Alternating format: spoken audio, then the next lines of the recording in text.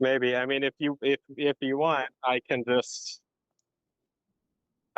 sort of give my thoughts and we can talk about them if we Yeah, think sure. I that's mean, is like that a what you want, Matthew? Yeah, I mean that sounds like a good idea. Yeah, I wasn't planning yeah, on like moderating really. okay. Yeah. So I mean I guess I think so I mean you Ethan have spent a lot more time studying this and like thinking about it whatever than I have or really probably ever will. Um, so I'm sure that there will be places where you have some point and I just sort of have to shrug and say uh, yeah, I don't know, I need to look into that. But I guess yeah, I mean I guess part of what I want to convey is why I'm not that worried if it turns out that that's the case. Um, at a high level, I mean, my guess would be that uh, what happened is that Sia, I don't think that she was being openly fraudulent. Um, I also don't think that she was like seeing the Virgin Mary with her physical eyes. I think there was probably some other sense in which she was having visions that in some way or other were produced by her. And then I think she got the other kids to go along with it. Um, and I think that there are a lot of pieces of evidence that fit with that pretty well. Um, the fact that, well, I mean, we'll want to talk about stuff, but the fact that there are a lot of predictions involved that are either turn out to be wrong or are only revealed after the fact for unclear reasons. Um, the fact that in many cases the preoccupations of the Virgin Mary seem a little weird, but they seem more like things that maybe Lucia would have generated in her own mind. Um, the fact that things get added to the story over time in ways that feel kind of weird. Um, so I think probably in some sense or other, Lucia was the source, and then she kind of added to it and embellished over time, and she got her little cousins to go along with it. Um, to give an analogy that may or may not be that close, but like if you think about the witnesses to the Book of Mormon, um, okay, you have these signed statements from like a dozen adults or whatever, or some of them are not signatories of the main statements, but you have like a dozen or more adults who certainly say things that suggest that they saw the angel Moroni in the Book of Mormon with their physical eyes. Um, None of them ever went back on that, uh, even when they had fallings out with Joseph Smith. Um, what was going on with that? Uh, well, we have this statement from Martin Harris from many years later where he's like, okay, actually, we never saw them with our physical eyes. We saw them with our spiritual eyes. Uh, and, as far as I can tell, your spiritual eyes are just your imagination. Um, and it seems like Joseph Smith imagined things and got other people to imagine them, and then they described these as experiences of the angel Moroni, as etc. In terms that if you don't know uh, that they have this doctrine about spiritual eyes, which maybe we wouldn't except for like one or two statements made by witnesses years later. This would seem like a very ad hoc and implausible theory. They got confused about whether they saw things with their spiritual eyes. Like, come on. Um, I think it was probably something like that. Lucia somehow thought that she was having visionary experiences and somehow got the little cousins to just like Joseph Smith could do it, got them to, oh, don't you see the Virgin Mary? Um, and my guess is it was something like that.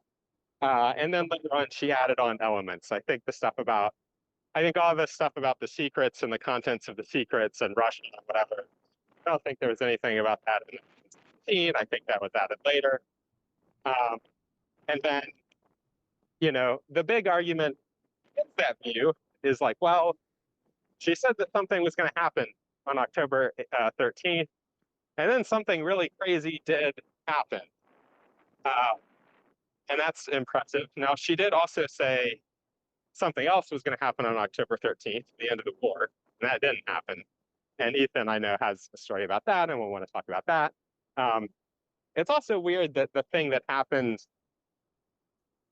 was, I mean, it wasn't really any obvious connection to the Virgin Mary, or any, it wasn't a vision of the Virgin. It wasn't a voice from heaven. It wasn't even the sun turning blue, because then you'd think, oh, that's the color of the Virgin Mary.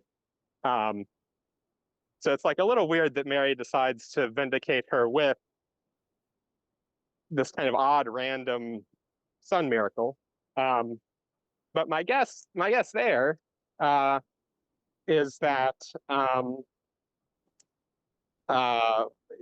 reading, I was convinced of this partly by Scott Alexander's post.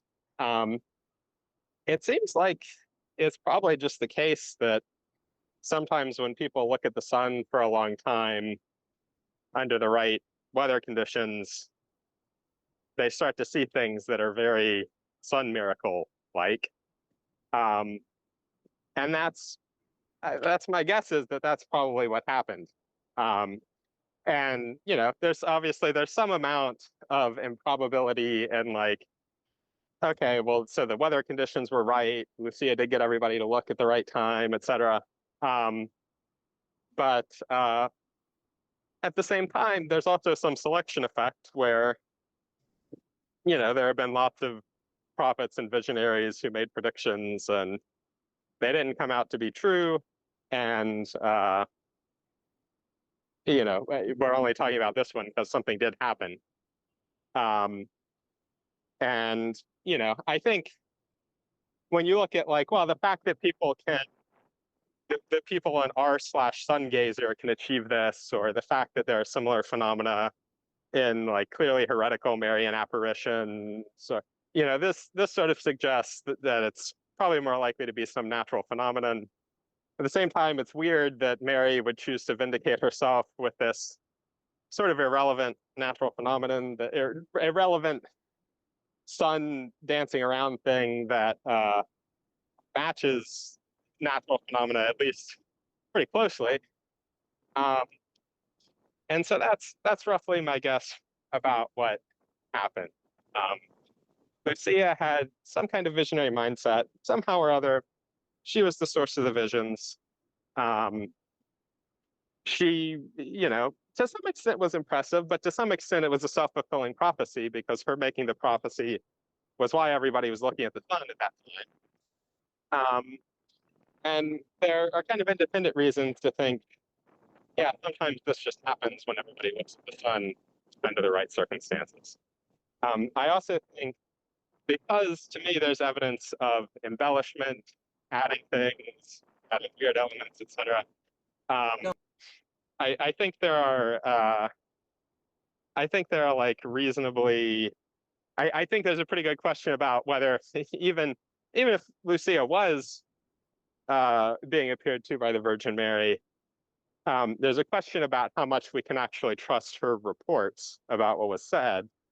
And insofar as this is supposed to be an argument for Catholicism specifically, opposed to an argument for just a high view of Mary or something, we really do need to be able to trust the specifics of what she said, because the stuff about dedicating it to the Immaculate Heart, et cetera, that needs to be in there.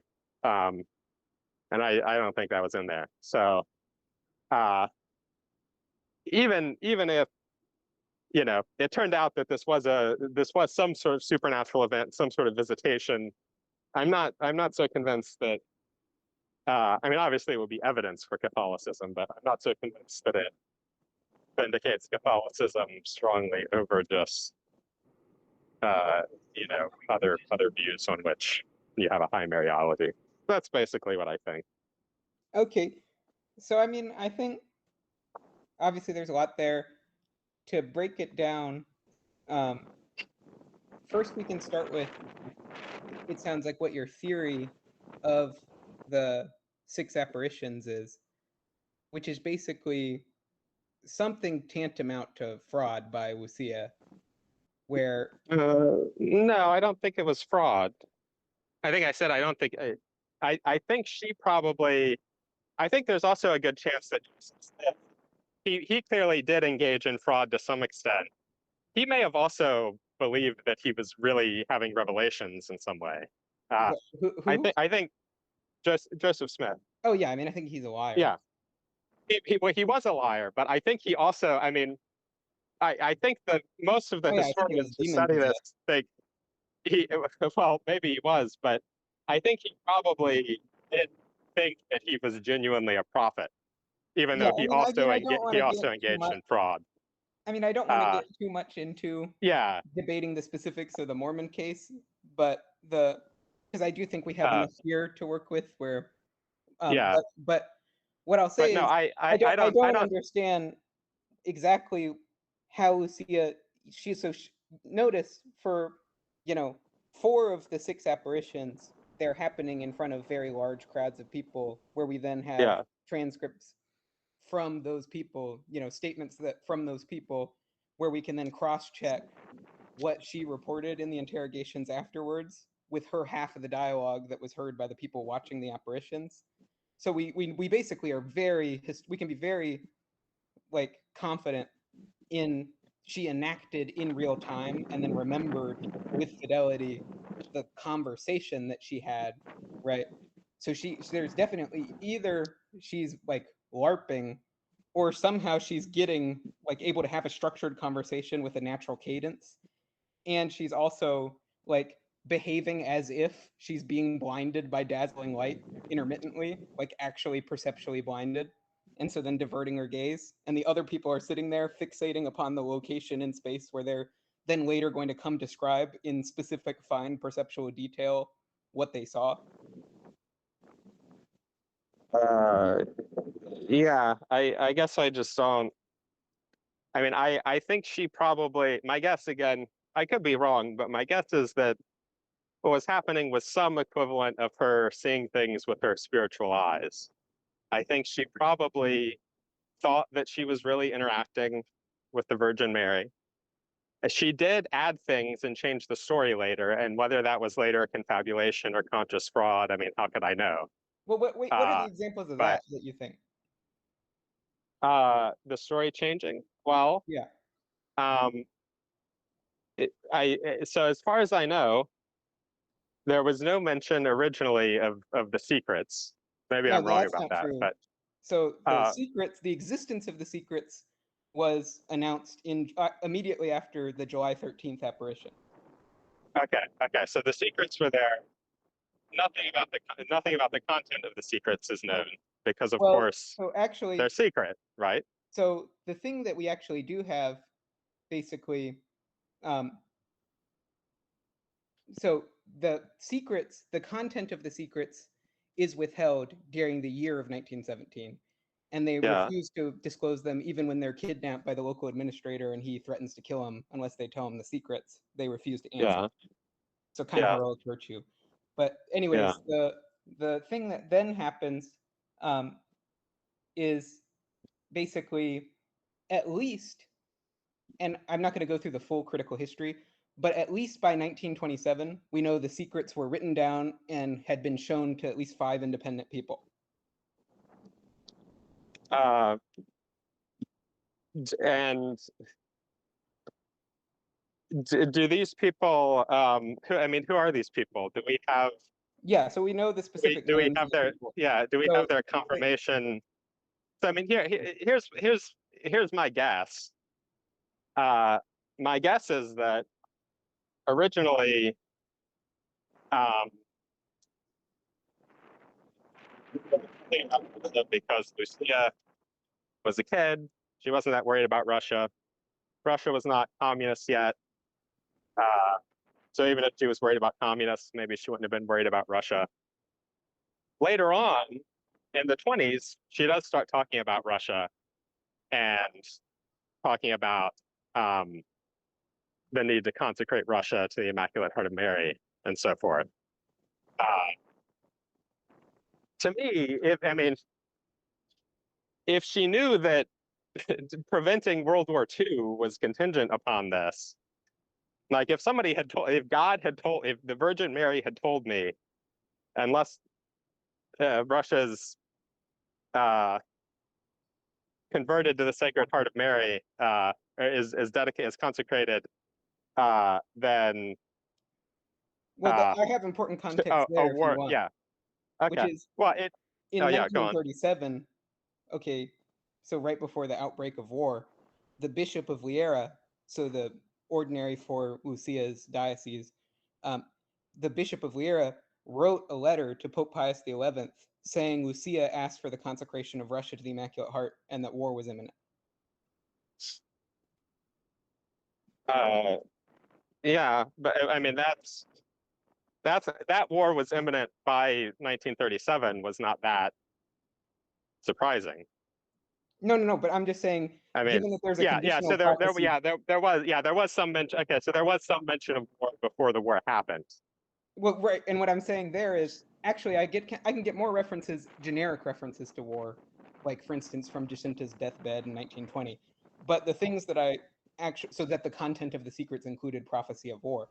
But the thing that I'm saying here is that her behavior is not contrary to what you would expect, because she took efforts right before the war was going to break out to get the Pope to do the thing that would prevent war. Well, I mean, my behavior would be like banging down the Pope's door, hunger strike outside.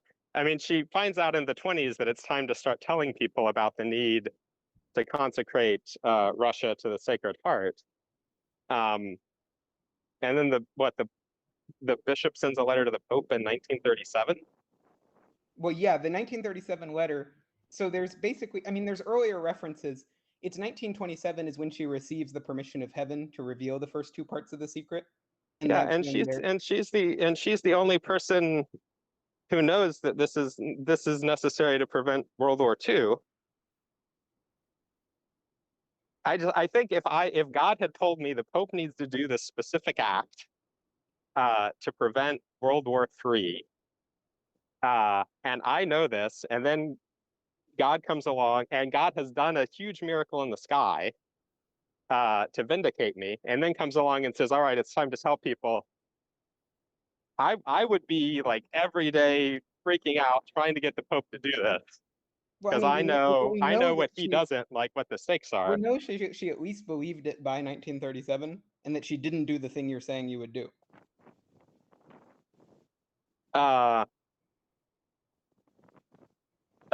Well, wait. What specifically does this letter say? Well, the letter is just saying that the consecration of Russia to the Immaculate Heart of Mary is necessary to prevent the war, the chastisement. Okay, well, okay, then I guess she didn't start doing what I did, which is, that's also weird to me. But it's also weird that this hasn't this hasn't come up. This doesn't come up until it already looks like there's going to be a war. Maybe to step back, like a general thing that's weird about retrodictive prophecies is like when you're reading some text from the ancient world or whatever, you often find, okay, the great prophet so and so said X, Y, and Z, and then X, Y, and Z happened, and the great prophet so and so said, and therefore A, B, and C are going to happen, and then A, B, and C didn't happen, and then it feels like, yeah, pretty good evidence. Okay, this is like a document that was written right after X, Y, and Z had happened, because it gets things right up to that point, and then it doesn't get the rest of the stuff right. When you look at the secret about Russia, it gives all these details that there's going to be a light in the sky, that it's going to happen under such and such a pope's reign, et cetera, et cetera. It's odd that we didn't find. It's odd that like the only place where we get a super detailed prophecy is in the one that only becomes public afterwards. Well, to be clear, It's the thing is that basically the hierarchy, which Lucia is obedient to, is the one who determines the date at which the prophecy is revealed in 1942. So that's the date when the hierarchy permits the publication of the secret. Now we know that decades before the publication of the secret had been disclosed in writing to large numbers of people in the hierarchy. yeah. Do we know that it was? I mean, how do we know that it was the same text? Well, basically, the answer would be that Lucia would be challenged by these people, by at least one of these people, if she had completely changed the text and they are still alive when it's published. I mean, I don't know. Maybe. Okay, I guess well, I yeah. I mean, I guess I need. to I guess. evidential case against my obvious colossal miracle. Oh yeah. If this is supposed to Well, be an embarrassment for my case, that's one thing. But like, it's possible that lots of people lied. well. I mean, I don't know. Did we go around to all of those people afterwards and ask them if they Okay, confirmed that this was exactly what they read? it was And international news. It's like the biggest thing in the Catholic Church is, and you're personally directly involved, and it's on all these newspapers. I mean, I think people. I think if you think about, say, the miracle of the Holy Fire uh, in Jerusalem, We have those people saying like it's a lie. you have some of them, but you also have dozens and dozens of patriarchs who have been complicit in this over time. Presumably because, they don't want to deflate, or like the way that No, but I'm just saying it the can't the be. way that it doesn't. It can't be an indictment of her credibility if the thing we have independent evidence for is disclosure beforehand, and we also have circumstantial evidence that lots and lots of elements of the secret suddenly become themes in her writings to people in these times. Yeah. I mean, again, like exactly. Yeah. So I would need to look at exactly who is supposed to have seen the text and when and whatever. But Like she it literally seems. challenges. So there's a guy, Father Danis, who basically writes like a hatchet job on the apparitions and was like doing a skeptical investigation into the apparitions. And basically he goes to Lucia and he's basically trying to create this opposition between Fatima 1 and Fatima 2. And so just act like out of nowhere with the third and the fourth memoirs, the Fatima message completely changed discontinuously. So that's his thesis. And Lucia's response is, here's a list of people I told, go ask them.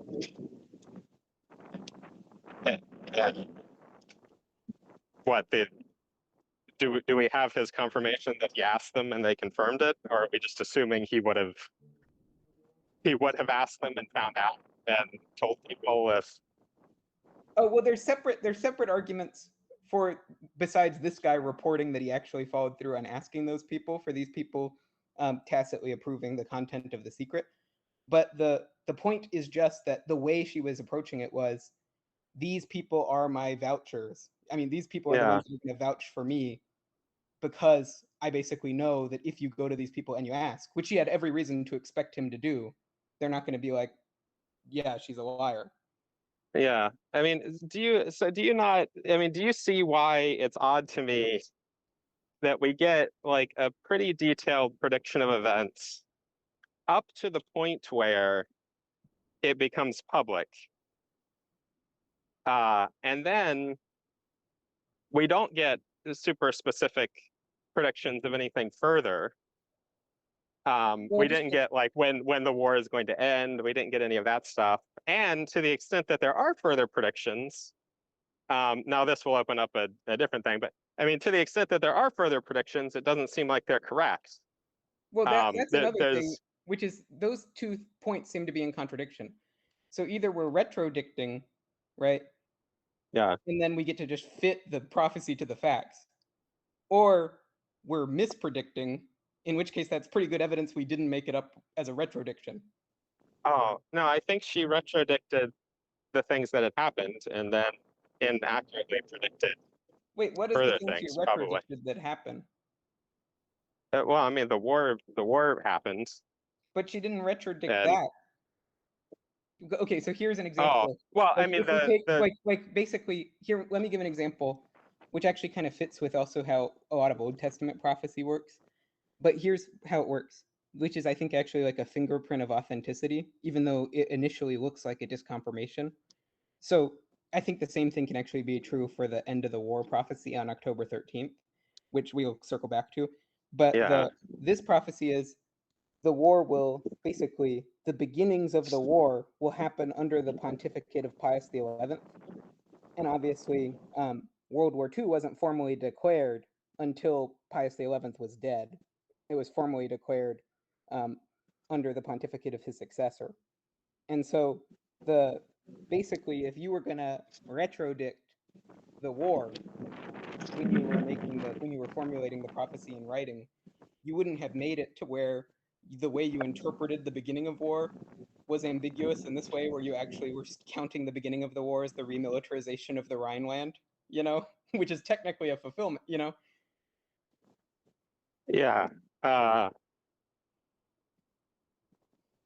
Yeah, I mean, I mean, she may have just gotten the dates. Yeah, who knows? But the thing I was thinking of as being incorrect, if I mean, again, it's unclear whether well, I'll just ask you, do you think that her request has been fulfilled? No, I don't think so. So she thought that it had been fulfilled, right? Well, there's a whole bunch of, I mean, I think getting into the whole controversy there have been multiple attempts to fulfill it. the whole controversy about both Lucia's attitude towards whether the prophecy had been fulfilled and whether the third secret's been suppressed and what exactly is going on. Yeah. That I'd prefer to steer us back to the other stuff, just because this is going to get really murky and messy really fast. But well, I mean, of course, I want to talk about it because that's the thing that's really in the future at the time the prophecy is made public. And there's, well, no, I mean, the main thing in the mean, future is the obvious colossal miracle, that we have photographs of and distant witnesses and hundreds of witnesses. No, at the time the prophecy is made public, Ethan. No, that was in the announced 3 months in 1940s. advance. No, sorry. The thing in the secret about Russia that is in the future, at the time the secret about Russia is made public. Oh yeah, well is the the chastisement is the being fulfilled. The conversion of Russia is the prediction that about the conversion of Russia in a period of peace when the request is fulfilled. Of course, that has not happened. So if the request has been fulfilled, then that looks like an inaccurate prediction, right? That's what I'm saying. And well, wait, why would that why would that one be a falsification? Because Russia is not converted, and there hasn't been a period of peace. No, but I mean, presumably, if you're saying that the prophecy's been fulfilled, like, are you talking about the consecration of Russia during the Francis pontificate? Well, there have been like 3 attempts to do it. Well, yeah, right? but a lot of them are just consecrations of the world that don't specifically mention Russia.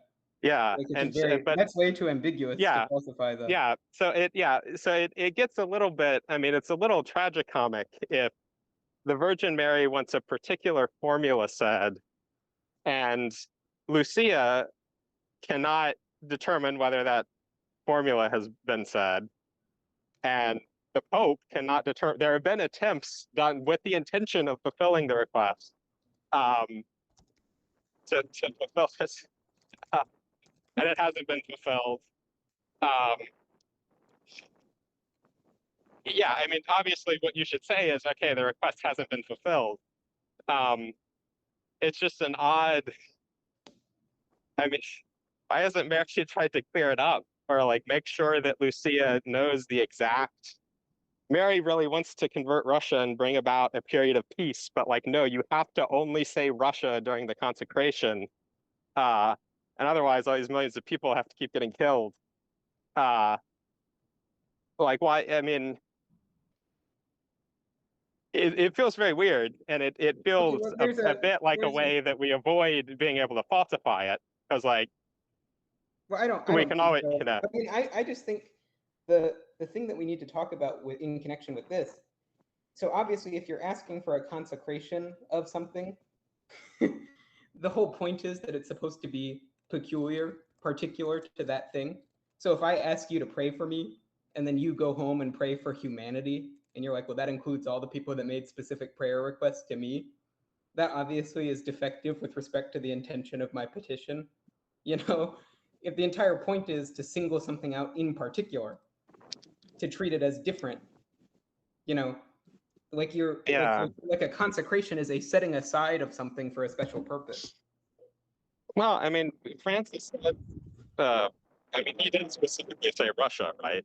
And like, if you ask me to pray for you and I pray for you and the person that you're fighting with or whatever, it's not clear that that is defective. Yeah, I mean, I think it's pretty clear that Well, apparently it's not clear to the fucking Pope, man. Like, it doesn't seem like it's clear to Lucia. Well, Like, no, I mean, you know, for me, the way I look at this stuff is, you know, it's providential. So, like the millennial reign of Mary and the triumph of the Immaculate Heart, like logically, the first pope that had the opportunity should have just done it by the book, as to the best of their ability, given that we accept this as legitimate. You know, like that would have been what was logical for a person to do. You know, but I think there's an aspect of providence in the deferred fulfillment of the prophecy. But so like I don't think it's just random or coincidental that basically the so it's chastisement has gone on this it's long. God's plan that the Pope will keep attempting to do the consecration and failing, and everybody will be confused. Well, no, it's just the Pope is having like basically there's malice on the part of the people that are refraining from honoring Our Lady's intention because they're wanting to be like ecumenists, and obviously, I mean, it's just such a huge slap in the face to the Russian Orthodox to consecrate Russia in particular and to single it out for the Immaculate Heart in an attempt to secure the conversion of Russia to Catholicism. Like, and so like basically like there is a defect in the intention of a person who's dancing around the express intention of Our Lady, basically to please men. Yeah, but I mean, and we never heard this from Lucia, right? As far as I know.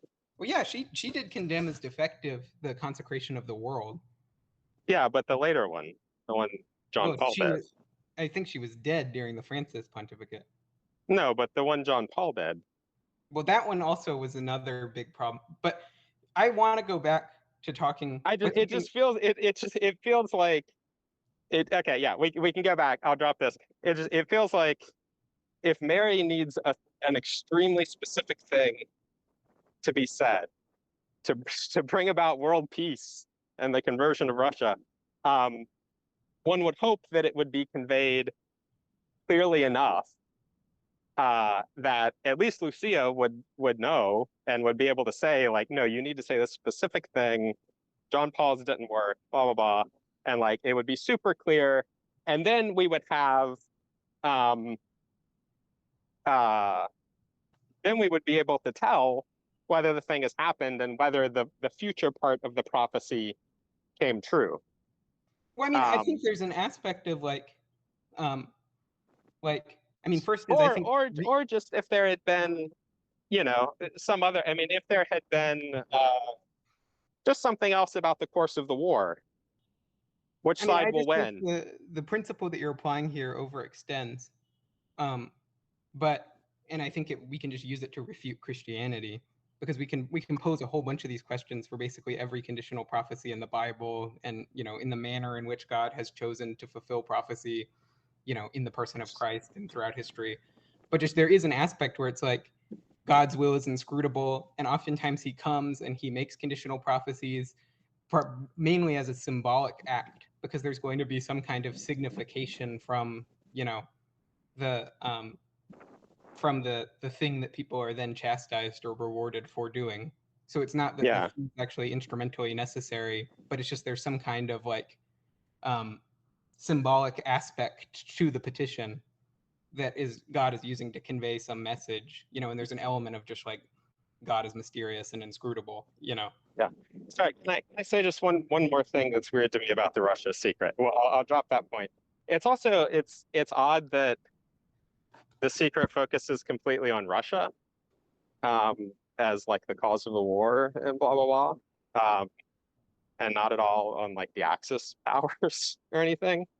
When like that's something that I mean, I don't know what Lucia's political views were, but like, you know, she was living in an authoritarian, right-wing, you know, very Catholic country. What like that I feels mean, it to was an me like, anti-clerical government at the time. yeah, okay, I mean that's fine. Which of course she wouldn't like, but like that the focus is on Russia feels weird from the Virgin Mary and like not as weird from Right. I mean you the know, worst a thing that ever conservative Catholic. happened was the Soviet Union. You know, I mean the intense. Like, have you ever read that book, like Anti-Humans? Like, No. I mean, just when you read about the things they did, in terms of like sacrilege and desecration and like torturing religious people and like the barbarism towards the Virgin Mary and what they did to Catholic people and what they did to Orthodox people, and just the scale and the gargantuan proportion, as well as that just being like the epical struggle of the 20th century is like, you know, state communism versus. Yeah. I mean, I think that, agree that the Soviet Union was bad. and I'm then just saying obviously that there's like a historical debate about like, was actually the Soviet, you know, what was the role of Russia in World War II, but blah blah blah. But yeah, well, I mean, I think at, at least some of the blame has to go to the Axis powers, Ethan, in my opinion. And it's odd that Mary is focused entirely on Russia. And not so odd that Lucia who's had this long-standing worry just about saying, Russia I and just think, communism, like, whatever. would it make sense? Um, So there's one question, which is, would it make sense for there to be an emphasis on Russia that singles out Russia uniquely, you know, given the history that unfolds in the 20th century? but just Then there's a separate question, which is like, is the Virgin Mary going to exhaustively list every bad political regime that's going to arise? No, but you know, is the Virgin Mary going to be like, and I'm also Pol Pot? Yeah, probably not. But I'm thinking specifically about. Oh, it would be impressive actually if she had mentioned Pol Pot, because that would be in the future, right? That would I would if she predicted Pol Pot, then like shit, how did Lucia know that? No, what I'm thinking of specifically is the fact that you read the text and the problem about the war is Russia spreading her errors throughout the world, et cetera, et cetera, et cetera. It's an odd way for Mary to frame what the war is about, and like in a way that again I don't think that this it just feels more like, you know, if you think in Bayesian terms, it feels more like something that, you know, would originate with Lucia to me. Okay, I mean, my whole thing is just like, I feel like all this stuff is just so low on the evidence hierarchy compared to looking at the evidence directly for authenticity, rather than just being like, would God do it this way or would he do it that way? You know, blah, blah, blah. This seems less fitting, that seems more fitting. Like, sure, I mean, if we had very little to go off of, then those sorts of conjectural inferences, maybe they would have weight.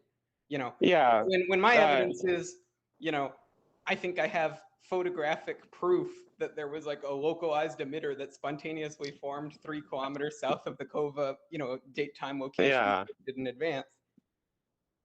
Yeah, no, that's right. Yeah, I mean, part of the issue is just that my evaluation of the other evidence is much different from yours.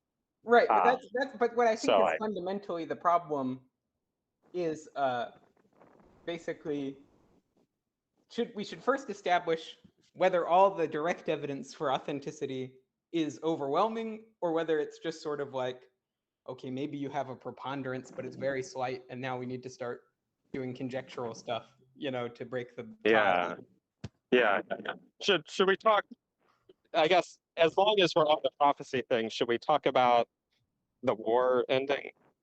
Yeah, sure. I mean, that one I think is actually pretty clear cut, which is what we have is, on the one hand, from Lucia, we have her later recollection, which frames it as an unconditional prophecy, right? And I Yeah. think this is actually strong evidence for two things: the sincerity of Lucia and the low suggestibility of Lucia. Because she's confronted with, hey, look, it looks like the war hasn't ended. You said it was going to end that day, didn't you? And she's like, yeah, I don't know. All I know is what the lady said. She said what I said she said. And then Formigal is just sitting there and he's like, what? He's like, okay, well, some people suggested that you said soon, not today. And Lucia's like, I said exactly what our lady said, She's refusing. So he's offering her a bone to make her story more believable. And she's saying, I have such a distinct memory of what she said that even though it's creating cognitive dissonance for me, even though I just got massively bailed out by this miracle that I predicted 3 months in advance, even though I was sort of, doing in some kind of weird delusive trance state, that suggests to me, okay, she has a clear and distinct memory of hearing this specific sentence, and she's not at all suggestible. So I think that's the first point to establish, which is it's a very good indicator of credibility for Lucia. Then second is that we actually can see that it was a conditional prophecy as it was originally formulated. And the evidence for that is Jacinta, questioned independently of Lucia by Dr. Formigal at this on same timetable as Lucia, says, I come to tell you not to offend our Lord anymore, that he was very offended, that if the people reformed, the war would end. So she gives a conditional version where Lucia gives an unconditional version. And basically, Lucia, writing in 1922, said, I had understood that Our Lady said to me, when I go back to heaven, the war will end today. But my cousin Jacinta said that this is what she had said. If the people amend their lives, the war will end today. That's why I can't affirm how exactly she pronounced these words. But furthermore, and so that's not just showing an independence, where Jacinta is remembering details that Lucia didn't remember, and then using that to correct Lucia in a way that is more coherent.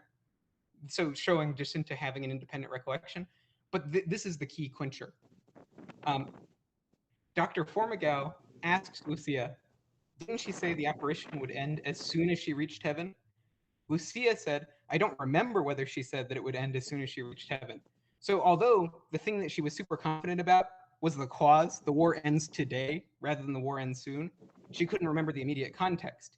But meanwhile, Dr. Mendez, who held Lucia in his arms, immediately after the apparition ended, Lucia was shouting, do penance, do penance. Our Lady wants you to do penance. If you do penance, the war will end. So that's what Lucia was saying immediately after, as opposed to a few days after.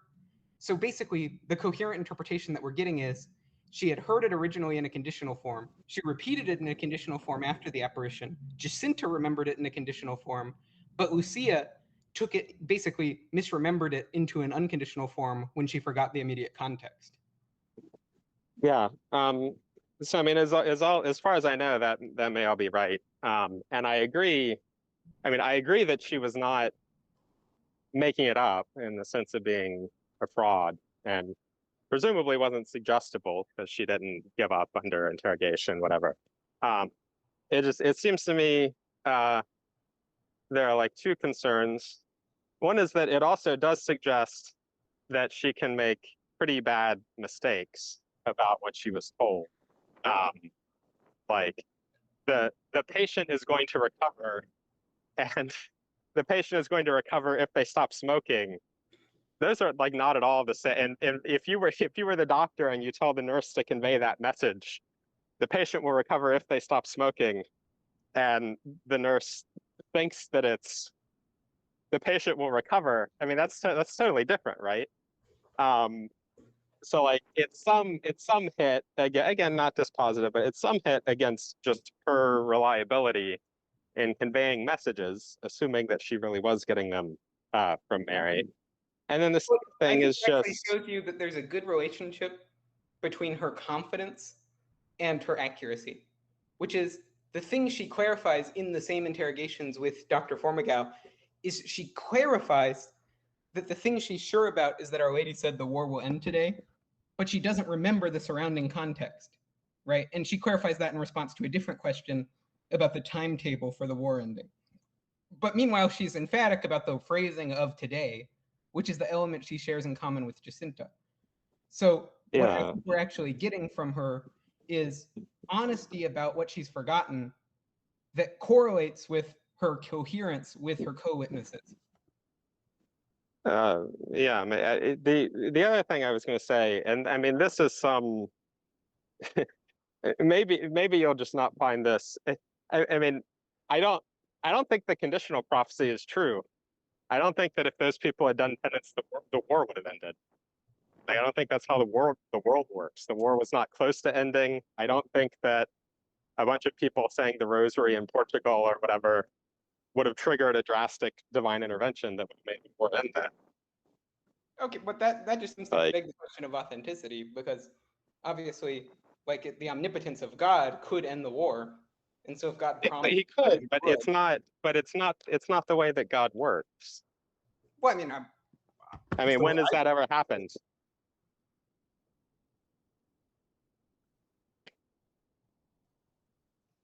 but I don't understand what's the independent motivation for saying God doesn't work that way. Because it's never happened. I mean, lots of people have prayed for wars to end, and done drastic forms of penance, tried to end natural disasters, all sorts Yeah, of but it's stuff. just about God And promise. It's about God's promise. yeah, and it's possible that In the Bible, God claims to do this. yeah. Well, I think most of that probably didn't happen either. Okay, yeah, but then it's But just, like, I guess it's just a paradigm but issue. in terms of history, insofar as we can verify it, yeah, I mean, it's possible that this is the one time that God really was ready to step in drastically into history and in the war if just these people prayed hard enough. Well, no, I mean, the way I and- think the conditional prophecy works is God, at the time he issues the prophecy, also foreknows that it's not going to be fulfilled. Oh, so it's like trivially true because it's a material conditional or something. Well, no, it's just that God, when he makes these sorts of conditional prophecies, like for instance, just going back to like the book of Jonah, when God makes conditional prophecies, and if the prophecy is fulfilled, then he's going to relent, but if the prophecy Yeah. isn't fulfilled, then he's not going to relent. I think a lot of the reason why God issues those conditional prophecies is mainly to convey meaning through the prophecy. So letting people know, basically, okay, what is the theological significance of the fact that God made this benefit contingent on this merit, right? That is the reason that he's doing that, not because like that's actually the most like efficient way for God to affect the consequent that he wants to achieve. I think the statement to be true in ordinary natural language, it has to be the case that there's some true counterfactual where if those people who could have heard Lucia repented, then the war would have ended.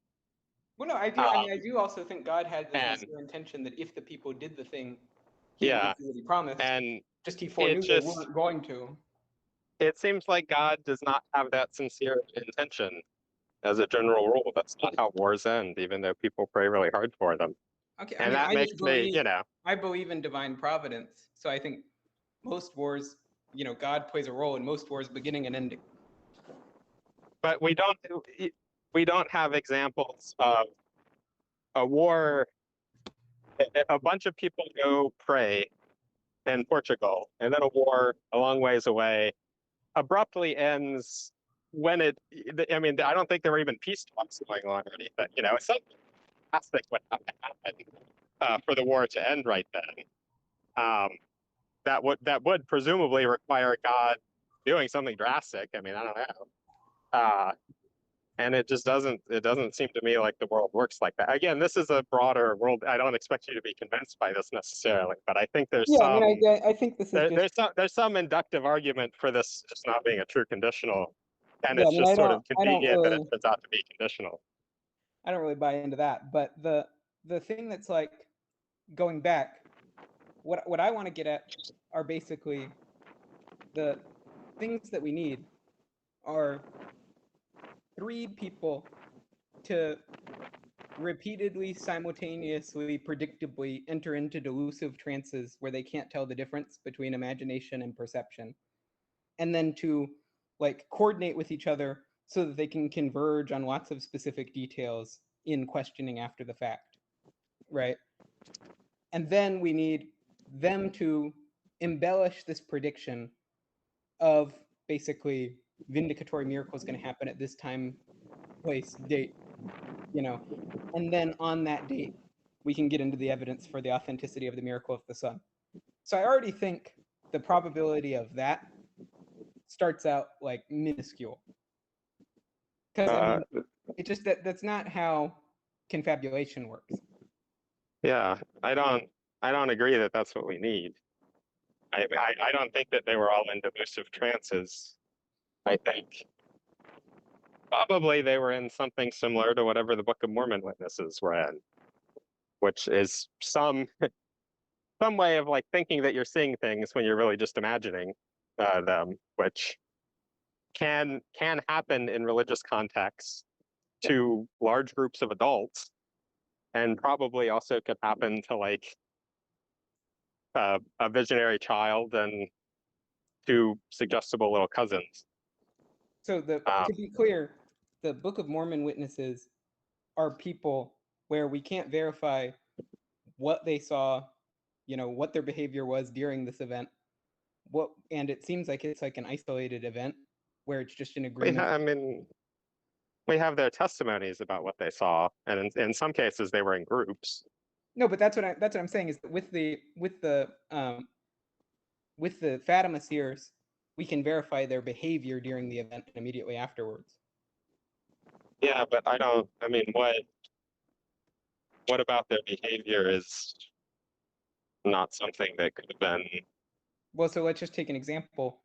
Lucia is behaving in the way that a person being blinded by something they were physically seeing, dazzled by something they were physically seeing, would behave. So she's averting her gaze. Yeah. And then she's explaining that reflexive behavior as I was being dazzled by brightness. Yeah, I think she thought that in some visionary sense she was being dazzled by brightness. Like, I mean, She was saying she was physically blinded. She couldn't see. yeah, I mean, the Book of Mormon witnesses also describe things in very physically seeming terms. Okay, I mean, And then I want to look at the Book of Mormon witnesses and let's see if this is actually true. I mean, I think it's generally No, bad they to form do. your theories of psychology based on speculations as to what you assumed happened in the unverified cases when those conjectures go against what we can see people do in any of the cases that we can verify. I'm talking about, I mean, if you look at the statements that they signed in the beginning of the Book of Mormon, it really sounds like, yeah, they picked up the book, they leafed through the pages, they saw, you know, I mean, or, you know, I mean, bereavement visions, people describe those in very physical seeming terms. Yeah, I don't think that that's what this was, but I mean, it's just. the bereavement visions, we can go into that, but the issue here is basically. So let's think about what the different witnesses are, because like with the Mormon case, there's like the 3 and then there's the 8, right? Yeah, yeah. And the 8 are just people who said, "I saw plates," right? Yeah. Well, I'm pretty sure they did see plates. I don't think they did see plates. And Martin Harris years later said that they didn't see plates. I think what there were Well, no, there was. Martin Harris was one of the 3 witnesses who was the visionary witness to the angels.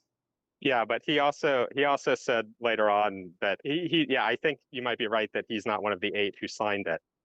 But he says later on, years later, we didn't see any of this stuff with our physical eyes.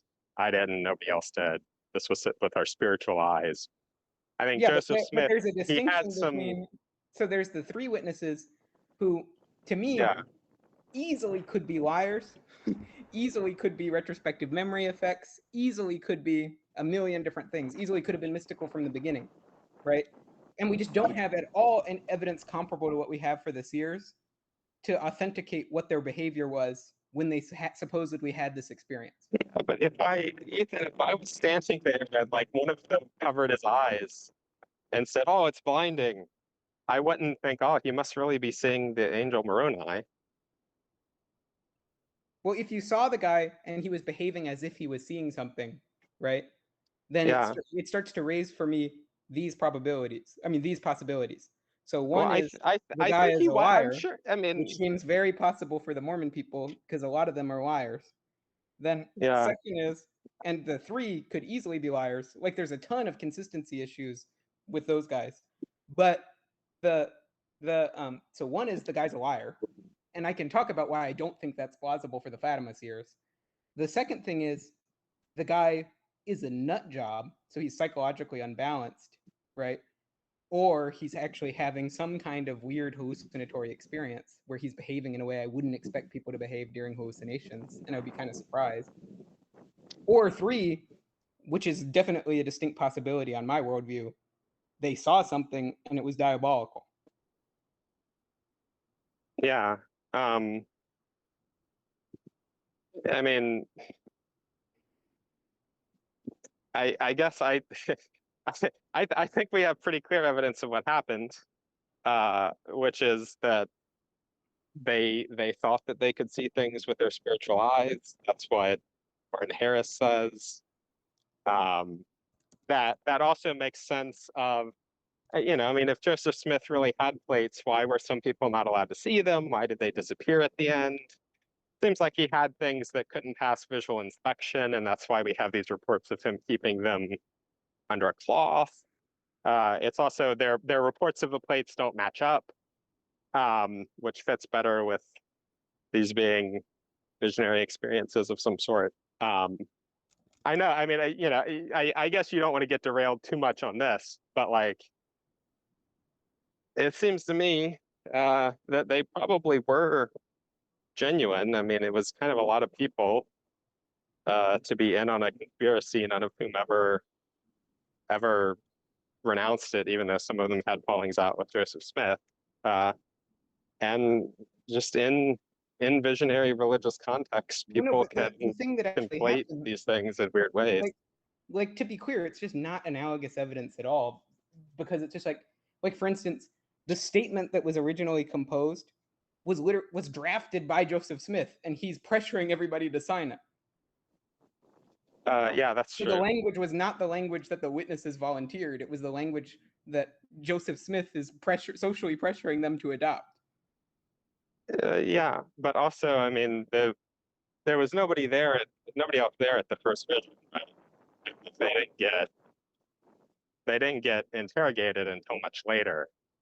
So like, we don't know what happened between Lucia. I mean, as far as I know, we don't know what happened between Lucia and her cousins in terms of like establishing that they're on the same page and whatever.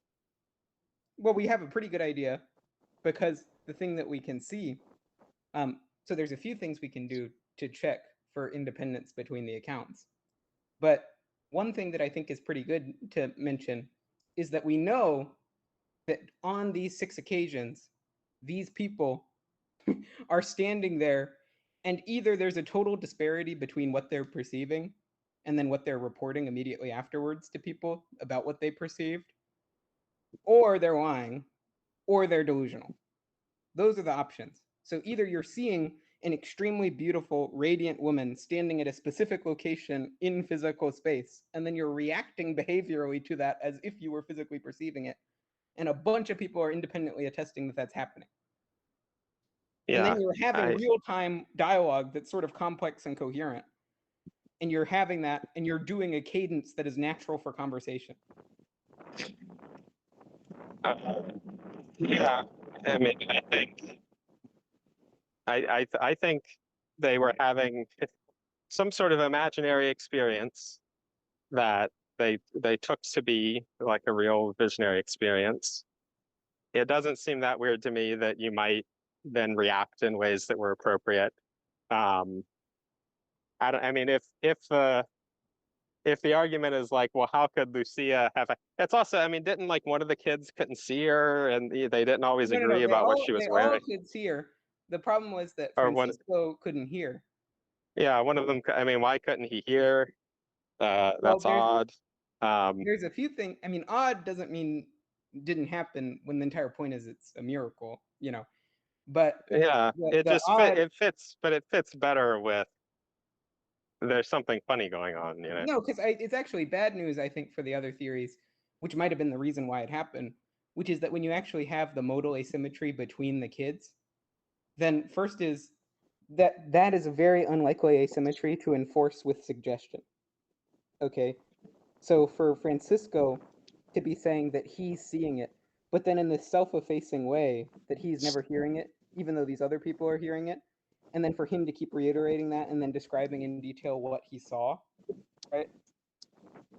That's suggesting to me that basically he's not just this hyper-suggestible person that's just assimilating whatever Lucia is imposing upon him. It suggests that there are limits. But like, I don't know. It just, I think we must just have like broadly different models of human psychology or something. It doesn't seem to me that weird that somebody could be suggestible enough that I'm like, oh, can't you see the Virgin? Can't you see her white dress? Blah blah blah. And you're like, yes. Can't you hear what she's saying to us? And you're, yeah, you don't know what I think she's saying. And like it just doesn't. Again, if like the kids had been kept in isolation from the moment of the first vision, you know, but then it would be different. But it seems like there was plenty of opportunity for them to get the same page. And like, Well, I don't know. we I mean, can they think could. about. So one thing we can look at is if these people are really suggestible, then one thing that's interesting is actually in the interrogations when we use all these police tricks to try to make them contradict themselves and to use all these loaded questions with false premises, and then they're refusing the loaded question with the false premise by negating the premise rather than assimilating the premise and then proceeding with the assimilated false premise. So there's a bunch of stuff that we're getting to see from these kids where they just seem unusually resistant to suggestion and they're converging to a very high degree on the details in a way where it's like it would have to be a ridiculous level of coordination very soon after the events to get a script. And then they don't stick to a stereotyped script, right? I mean, it would be hard. Yeah, I mean, I guess I'd have to look at the interrogation records, which I haven't done. But I mean, it's also just, I mean, we can look at the content of the dialogue and we can see what we would expect from childish invention. And like this just like simplistic, you know, very minimalist, you know, like theologically austere dialogue that's also very self-effacing without any of the sort of elements that I would expect from a child confabulator. So like this narrative drift and inflation between incidents, you know. Yeah, And, like, I don't know. I mean, you can watch the movie Jesus Camp and see, you know, little kids in an evangelical church giving sermons, you know, saying prayers while, um, and uh, and I mean, it doesn't sound childish. It sounds as sophisticated as what the adults are saying. It's, what they're saying is stuff that they've picked up from the adults mostly and are reworking. well, I mean, I don't. I mean, I would disagree, and I think we can look at specific elements. But regardless, I think you have to say, I would expect there to be some kind of positive evidence for the confabulation theory from the children if they are having to do this over 6 months in repeated interrogation settings. Like, if in fact this were like a BS thing where there wasn't actually shared content between them, I would expect there to be some kind of smoking gun that would show up given that level of scrutiny.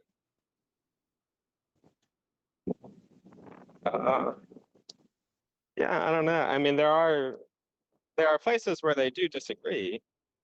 There are also, I mean, I haven't looked at the things, but the the blog post by that guy trying to debunk you on the kid's psychology. I mean, he suggested that sometimes it looks like the kids were being interrogated together, which would also be a confounding factor. Well, no, what we have are just many cases where they were separated, which I think is what's relevant. Yeah. Yeah, I mean, I don't know. I don't know exactly when they disagree, that's just, oh, that's proof that they're not lying, they're not that suggestible. What do they and then when they agree, that's proof. I mean, I don't know I mean, I exactly view I don't the know what critical. I don't know what yeah, I don't know what smoking gun we would expect exactly. Well, there's a few things that I think we could get that would be pretty easy to get. But wait, before I say that, let me answer on that point, which is just like, I think the level of agreement that you want is this Goldilocks agreement where you're saying, I want enough variation to where these accounts are plausibly independent, you know? So they're definitely not stereotyped. So there's differences in emphasis, right? And there's slight differences in recollection that suggest that you weren't like repeating and rehearsing, right? That are just like normal human memory failure from someone who's generally reliable.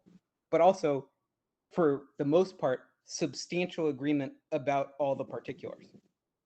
So maybe you vary on a few particular details, and maybe you emphasize different things in your descriptions, and you're not exactly the same to where you're basically repeating a shared script.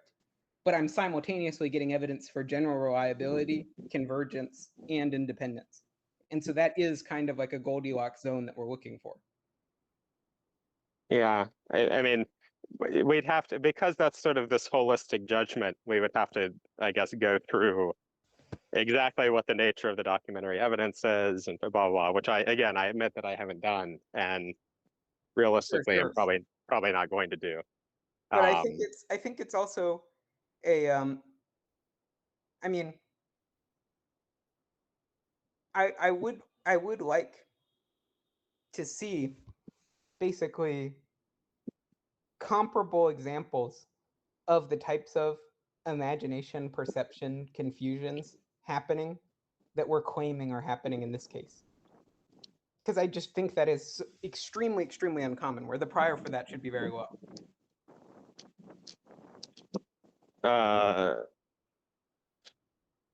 Yeah, I mean, in some sense, I agree that it's pretty low. I don't think it's like incredibly low, because I think there are other examples of people in religious contexts having these sorts of things happen, and then obviously there's a selection bias where like all the billion Catholic kids who don't have this happen, talking about yeah, I mean.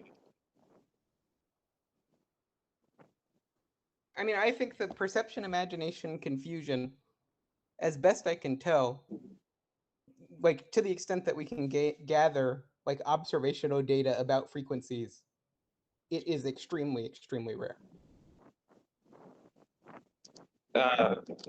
Like, I mean, Yeah, I think to also get co-witness memory conformity, the probability that that would also happen and conform perfectly to the pre-announced schedule and be able to be done 6 times.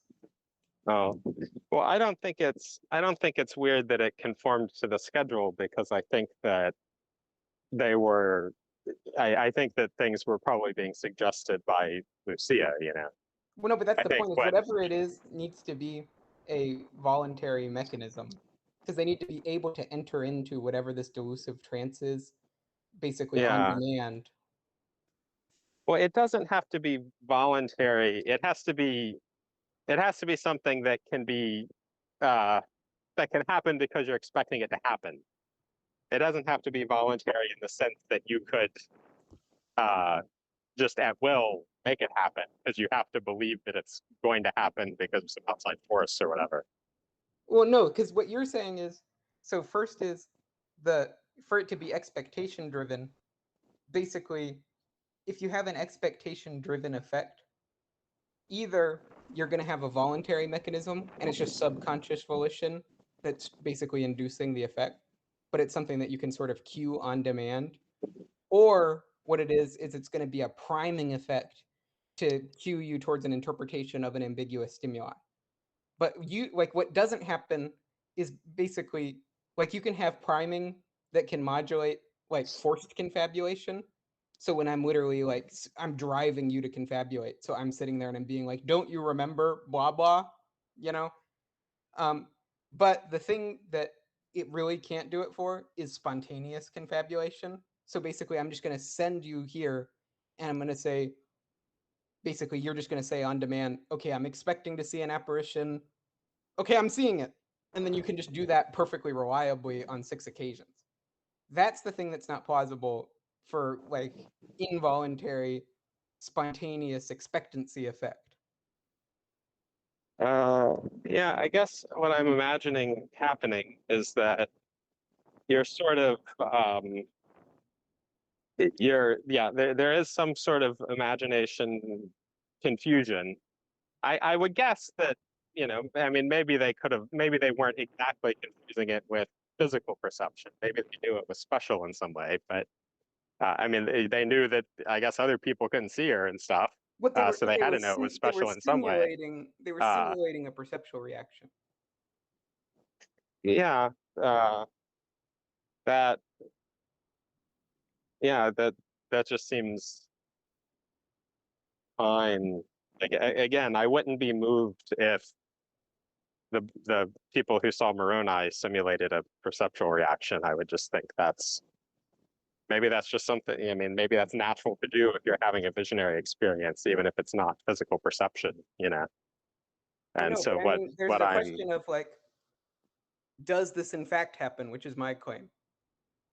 So like, you can say that subjectively, given your like toy psychology model that you have in your head of how people would react, okay, but my thing is just like based on actual data about how people do act, this doesn't happen. People never, I mean, I don't know, maybe. I mean, and if it did happen, it would have to be an extreme edge case. Yeah, well, I mean, it's clear that it's also an extreme edge case if the Virgin Mary talked to these kids. Like, whatever happened is an extreme edge case. I mean, I and think like that's why Marian apparitions are like actually fairly common. I mean, they're not that common. Well, they're way more common than whatever you're saying is happening. How many people do you know have had one? Well, no, but I'm not saying it's something that happens every day. But it's like saying to someone, like, I don't know anyone who has ALS, but I know it happens all the time. Yeah. I mean, I would guess more people have ALS than have had Marian apparition, but I mean, admittedly, I don't know that. No, but my whole point is, I mean, if you look at the number of people who have like private religious experiences that I think could be veridical, I mean, that's actually very common. Yeah. But I mean, the general constellation of facts, where like the Virgin Mary talks to you and tells you all this like stuff. An extraordinary vision of Mary that would plausibly be called an apparition. Like that's like a multiple time in a generation event. That's what I say. So I mean, it's an extreme edge case in some regard, but the theory. Well, no, but I'm saying there's a difference where like one of them is like the distribution that we're sampling from. We're basically just randomly sampling from the distribution of like all people in any type of perceptual episode, Then the second distribution is I have a model that explicitly predicts that this will occur basically at a pretty regular schedule, but fairly rarely with this fairly constant temporal schedule, No, so I don't think the relevant reference class is everybody in any kind of perceptual episode. I think probably whatever the perceptual mechanism is that mediates this, clearly it could manifest itself in a non-religious context. Well, I think what primes people to interpret the imagination as like veridical contact with something is the like religious or spiritual or whatever context. And I think that's what I just don't see any reason why it couldn't be, like fairies and ghosts and UFOs and all that. Like I think people could veridically interpret those easily. Yeah, well, I mean, maybe people do get confused about thinking that they saw ghosts sometimes when they're flying. Well, yeah, but I think in those cases, I can see. Well, anyways, I think the thing to point out here is, I don't think there is an established mechanism that will produce this effect, and I definitely don't think you can get it for 3 independent co-witnesses, and then get them to be suggestible enough to converge as reliably as they did afterwards, and then also get them to resist suggestion as well as they did.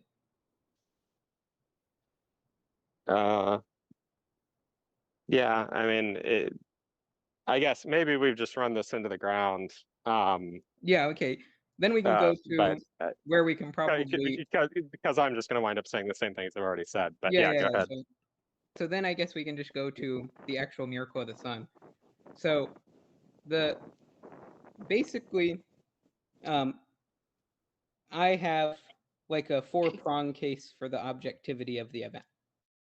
Okay, so I'm just going to start with what I take to be the most decisive evidence, but which I also expect you to probably set aside, which is just the photogrammetric evidence for authenticity of the miracle, which is basically just Professor Delors, at the Pontifical University of the Holy Cross in Rome, he has a peer-reviewed paper in Faith and Science where he basically did an analysis of the certified photographs. So he got the high-resolution scans of the photographs from the sanctuary, and he basically looks for shadows, and then he does projective geometry to be like, okay, so this was the depth of field, this was the horizon, and then all the shadows in the photograph converge to this vanishing point. So then we can infer the angular elevation of the light source based off of the shadows, which will converge to that vanishing point. And then we can just do the math and say, okay, so the angular elevation, the centroid for it is like 28 degrees, the maximum is around like 32 degrees. The known solar position would have been 42 degrees. So then we can say, okay, so we're super robust to air. There's like a delta of 10 degrees from where the implied position of the sun in the photograph versus the actual position that the sun would have been had it been the authentic sun. So then through that evidence, we can just sort of directly exclude the hypothesis that the gaze source was the sun. And I'll pause there to just confirm that you're just going to be like, yeah, I can't.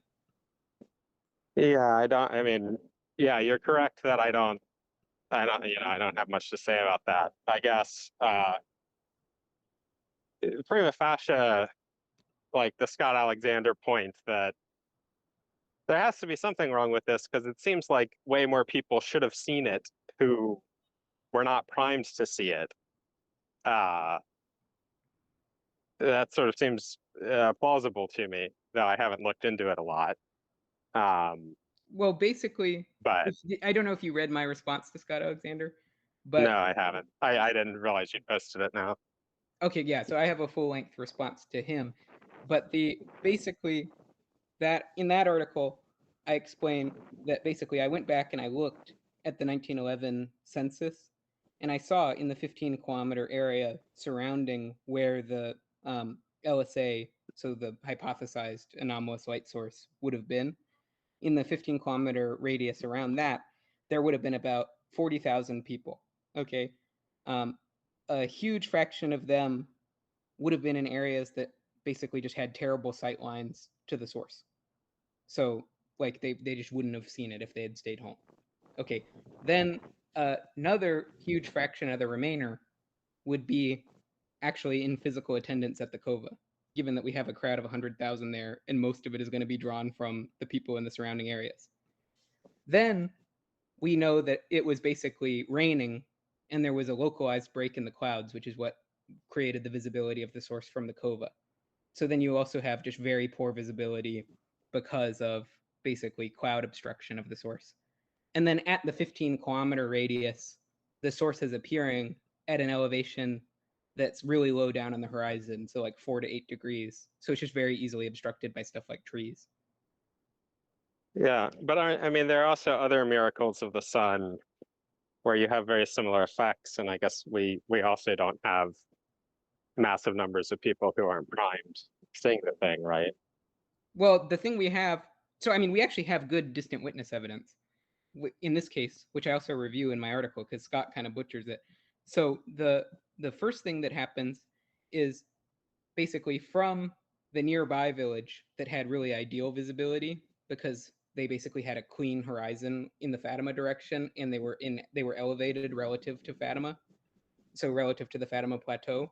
So they're basically looking down, and they just have this clear sweeping horizon towards the Fatima sector, sky sector. Those people, they had two groups, basically a hill group that was about 20 people who went like a kilometer away from their village center and then started looking towards the source. And they basically describe like literally exactly the same thing that people saw from the cova. So the exact sequence, multicolored light, everything like that. Then you have the people at the village center. So the guy who is at school, and basically he also describes basically the same effects that people saw from the cova after he runs out because he hears the people screaming. So those are the people that basically are like the best, most vividly descriptive witnesses, two groups of witnesses that had the best visibility towards it, where we have statements from them. Then, and I can make additional arguments from them, which I do, which is just like they describe a spontaneous, localized break in the clouds. Here's the problem. If you're looking from that city, so Albertel, if you're looking from that city towards the sun, you're looking down a different corridor of clouds than from the cova, because you would be looking basically 180 degree azimuth. Okay, so you're looking straight south, and cova's looking straight south. Now they describe themselves as being looking towards the cova, which actually makes sense because it means that one break in the clouds could have opened LSA for both sightlines. But what you have to say happened is basically around the same time the two extremely rapid cloud clearings happened in independent corridors of the sky. Okay, and then the effects followed from that double coincidence of those clearings. And you also have to say that even though the lady who said there was rain during the entire time that the event was happening for her while she was stuck in a ditch, who's one of the negative witnesses that Scott cites, she's in a city called Taurus Novus, and that's due south of Albertel. So if it was raining there, the sight line to the actual sun should be blocked from Albertel. But anyways, so we have good witness testimony there. Then we have the Mind guy, who's basically the schoolboy who said he was looking in the direction of Fatima, which is another undesigned coincidence where he's looking in the opposite direction of where the true sun would have been. And basically, he describes seeing the falling sun. Then you have a lady in Liera, okay, and so that's super far away. And basically, she's looking towards the mountains, and what she sees is a red flash. So she's clearly not staring at the sun. And two other workers see it with her. Okay. And then we have the Bishop of Liera contemporaneously in like November of 1917 saying people saw the event from Liera. And the big problem there is obviously, first, if she's looking towards the mountains, solar azimuth is not in the direction of the mountains relative to her vantage. But second is the red flash makes perfect sense given that LSA was an objective emitter. The reason it makes perfect sense is because if you have light that travels a really long optical path and it's multicolored light, it'll scatter out everything except the long wavelengths, like red. That's why the sun can appear deep red when it's really low on the horizon, because that's when the light passes a really long optical path. So it's basically exactly what you would expect if there had been a multicolored light that was crossing at a grazing angle over these mountains. You would expect her to report seeing a red flash.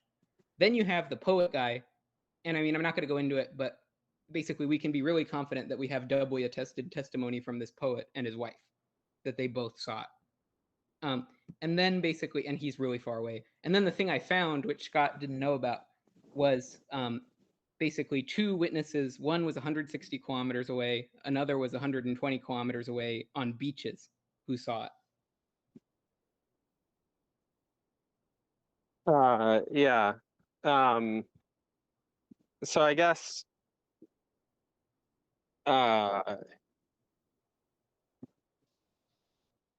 yeah, I mean that's all interesting. Um, it seems like, so I mean, what maybe this will be helpful. All of these other proposed miracles of the sun, do you think that those are also really miraculous, or do you think that those are debunkable somehow? So yeah, Because I think I mean, the reason I'm going to ask is because uh, if those are really miraculous, it seems like, and they're doing things like changing the earth different colors, whatever. It seems like we should just have lots and lots and lots of witnesses who are not primed who see these things. But go well, on.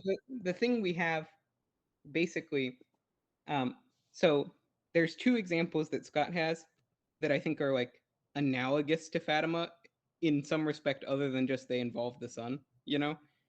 And basically the two that I think are best are basically the there's like an Italian one that happened in like the 40s, the like gay variations or whatever he called it. And then but I don't know how to say the Italian name of the city. Let me look it up. How to say it. So I just keep butchering it.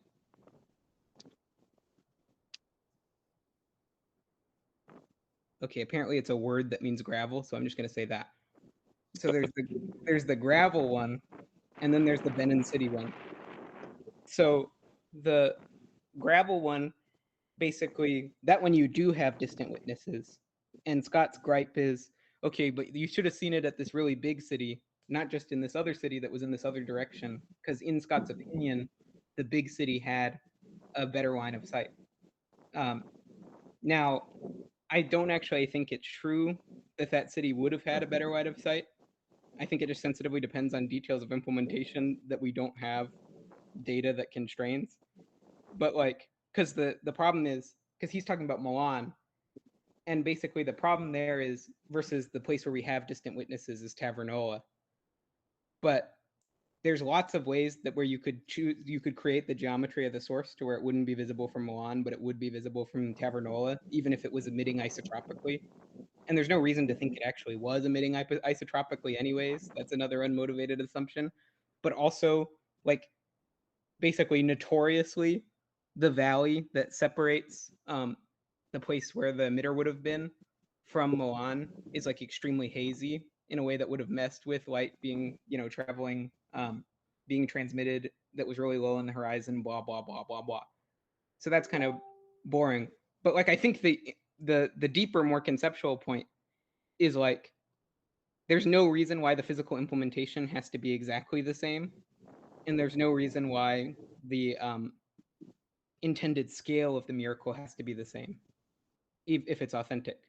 So it can be that God wants to limit the scale relative to Fatima because he wants to preserve the distinctiveness of the miracle of the sun, while he's also doing something that's analogous and that varies on some of the same motifs. And so, like, I think there's good evidence for the gay one, being objective. As for Benin City, that one just is happening at an event that's like a 100th anniversary commemoration of Fatima, where it clearly is subjective, where we can just prove it was subjective because it doesn't show up on video, right? But the people are reporting a phenomenology that's similar to what the Fatima witnesses saw. And to me, it just seems easy to say the intended purpose of that one was just to be like a more limited recapitulation of the miracle of the sun to commemorate it and to lend credibility to it for, this crowd of people that gathered. But it wasn't actually to replicate the miracle of the sun in its implementation. Yeah, I mean that's possible. Um, it's I mean, sure, yeah, sure, that's possible. Um, it does seem odd. It doesn't seem like it's what you would expect to me. Um, I mean, it does actually kind of conform to how God does other miracles that I accept, which is basically like if you take Eucharistic miracles, there's an element of commonality and there's an element of variation between all of the cases. And so there's basically motifs, like for instance, always using AB blood, right? But then there's variations where you're like, okay, in this case, the heart tissue is actually from a patient that's in cardiac arrest, versus in this case, it's not, in this case, it's, anyways, I won't go through all the details, but the same thing is true for Marian apparitions. Like the way that Mary does vindications, in Lourdes is by a whole bunch of healing miracles in connection with the pilgrimage site. Meanwhile, with Fatima, it's through like a predicted in advance spectacular one-time event, And so, I mean, you're just going and looking, and it seems to me that this is the way God operates. This is kind of his MO, which is Yeah. his commonality and variation in implementation. I mean, I guess I guess I'm going to say the opposite. This just makes me wonder about these other purported miracles as well. And I mean, I guess there's some maybe like again to sort of back things up to some general methodological points or whatever. It's just even when I'm not sure like what to say about every exact piece of evidence, it feels very suspicious to me that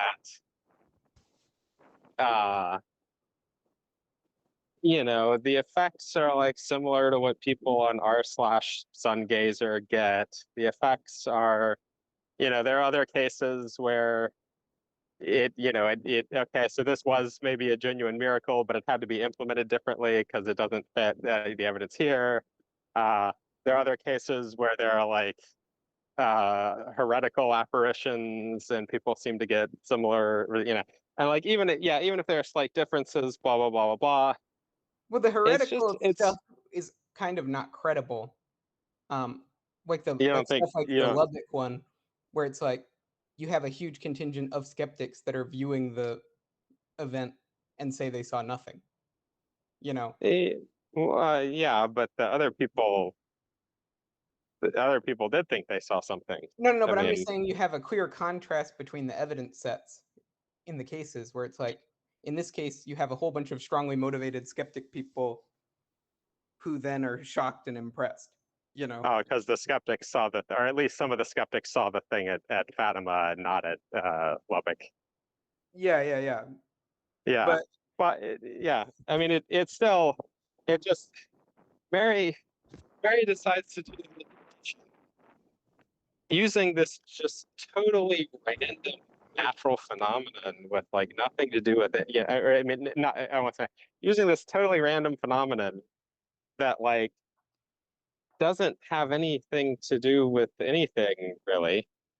It's not particularly relevant to the content of the message. It's not particularly relevant to Mary.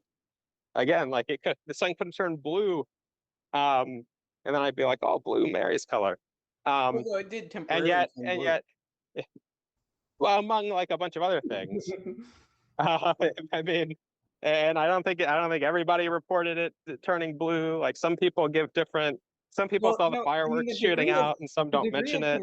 One thing that Scott was really helpful in is establishing the degree of convergence, where basically what you see are everybody is reporting details of the event and in an order that matches, but some people are including some details and omitting others, and others are including different details, but they're all drawing from basically the same pool of details in the same relative orders, right?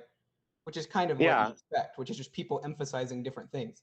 And then when you look at things like the Meet the Witnesses book and like people like Hafford, people will volunteer when he's interviewing them certain details, and then he'll ask, did you also see this? And then when the person is given the opportunity to say yes, they say yes. Oh yeah, so maybe everybody saw the fireworks and they just didn't mention it. Right, well you see this, and it's something that's actually weird when you read the Jackie book, which is just that it turns out like a lot of our intuitions about witness reportage are just demonstrably wrong in this case, because people are seeing stuff and are not volunteering that they're seeing the thing that I think is coolest. So like people are talking about spinning really fast. I saw it spin really fast. And if you also saw the multicolored light that reflected off the environment, I would have definitely mentioned that. you know, that I would have mentioned that before the spinning, actually, but it turns out no, not for all these people. But Yeah. anyways, the thing that I think is, Oh, I mean, sorry. we obviously have some I, individual witnesses that are very problematic, like where we just need to be like, this guy is seriously like making weird errors, you know? Like an example of people making weird errors is like we have multiple witnesses that said they never looked at the sun and saw the colors reflecting off the environment. There was a guy Yeah. who literally explicitly says, to avoid optical illusions, I didn't look. Yeah. Yeah. I mean, I don't know. I need to look at that. It just it's weird that Mary decides to do this huge vindication. And it's like something that's just random that also is like quite similar to something that people on Reddit can Okay, well, experience. maybe I should also And like mention, maybe there are different, you know, and like sure maybe there are differences, whatever. It's no, just but it can would I have been, mention some of the stuff that I think is relevant about the sun gazing stuff? yeah. Because the thing that happens with the sun gazers is basically like the thing the sun gazers have figured out is that you can basically make yourself see any individual thing by causing physiological malfunctions by like overstimulating your retina, you know? So like the thing that they're showing you is that you can have idiosyncratic anomalous perception of like anything, basically. But what they're not showing you is that one, you're getting the conjunction of effects that are reported here converging between lots of people that are doing it in the absence of all the things that you always see, like actual after images, you know, and having dazzle glare and having photophobia, you know. Yeah. It, yeah. I mean, again, I'm not saying there might not be some, but I'm inclined to think when the effect is like pretty similar to something that can just be accomplished naturally by people, you know, looking up at the sun on a cloudy day and blah blah blah. And it's not something that fits Oh, but he's especially also well with he's a totally wrong supernatural. about. I mean, Sorry, like, I, well, I it's did just, want I to say mean, the cloud thing. He's like demonstrably wrong about, which is like yeah, the cloud thing. This is one of the things in my reply article where basically my argument is that one, the cloud thing is inconsistent with the laws of physics, the testimony of all the witnesses, and Scott's own explanation for what happened. So basically, you're looking at with the clouds. First, we can just show through physical law if the sun is at its zenith. So it's basically your light is traveling at the shortest optical path, and the sun is at the peak angular elevation that it reaches. And so it's just the middle of the day, it's solar noon. If the sun is at its zenith, order of magnitude, I won't tell you the units, 10 to the 9. Okay, maximum glare, I mean, maximum brightness you can tolerate before you'll get glare is 10 to the 3. So you're 6 orders of magnitude higher. So clouds can attenuate sunlight basically in proportion to their optical depth. And if you're going to attenuate by a factor of 10 to the 6, you basically need clouds that are so thick that you couldn't possibly see the solar disk through them. So like Scott's thing about how you can see the sun through clouds and then it's painless to gaze at, that's not true. That's demonstrably false. That does not happen. And the thing about like the in terms of witness testimony, we just have abundance of testimony that there were times where the solar disk stood out in patches of clear sky where you shouldn't be able to see the sun, where there's no cloud coverage, that the cloud coverage was partial, it was non-uniform, it was intermittent, you know, during the event. So it just can't, and that would lead to a whole bunch of problems. Like it would lead to flicker glare that was way worse. So anyway, yeah, then I mean, finally the inconsistency is that if it was not bright enough to cause discomfort, that's exactly when sun gazing effects happen. So if you were not bright enough to overstimulate the retina, which is what triggers protective reflexes, if it wasn't bright enough to do that, then it can't trigger any of the emptoptic phenomena that the sun gazers report. So there's just no way. Yeah. Oh, and then the final inconsistency I would want to note is that if you look at his video of Benin City, because he's saying we need to give a unified explanation for all these cases. If you look at the Benin City video, the sun is overexposed to the camera. It's not covered by clouds at all. Yeah. And so again, it's possible that if I had like a great deal of knowledge of optics and whatever, then I would nod along with all that. And I don't want to say that like what the sun gazers are seeing is the exact same phenomenon, et cetera, et cetera. It's just like if Mary wants me to follow the Pope, and the way she does this is I'm gonna like make a second sun appear in the sky and look like it's gonna crush everybody. That's a weird way to do it. And admittedly, yeah, divine psychology is hard. It could just be that it was done in a weird way. But then on the other hand, when it's like not incredibly different from naturally occurring optical illusions that happen when people stare at the sun, et cetera, et cetera, et cetera, that makes me really increase my credence that, worst case scenario is just this is something like these other kinds of optical illusions that we just don't understand very well. And that could be avoided either by, doing something with like no physical precedent whatsoever. The mountain lifts up off the ground and hangs there for 20 minutes or something. Or it could be avoided by doing something that bears much clearer signs of intention. A vision of Mary appears and she speaks to the people. Or again, even if it turned blue, I'd at least think, well, that's her color. And like, we don't have either of those things. Well, we do have that and so, for members of the crowd saw apparitions during the event. Yeah, but not everybody saw those. Right, those are subjective. mean, those aren't the I objective think those thing. people, yeah. Like the thing Well, I that's think- completely I mean- unprecedented is the physical emitter that formed. I mean, obviously, Yeah, also but- like the drawing, like nobody can explain that. If everybody had seen the apparition of Mary, then it would be different.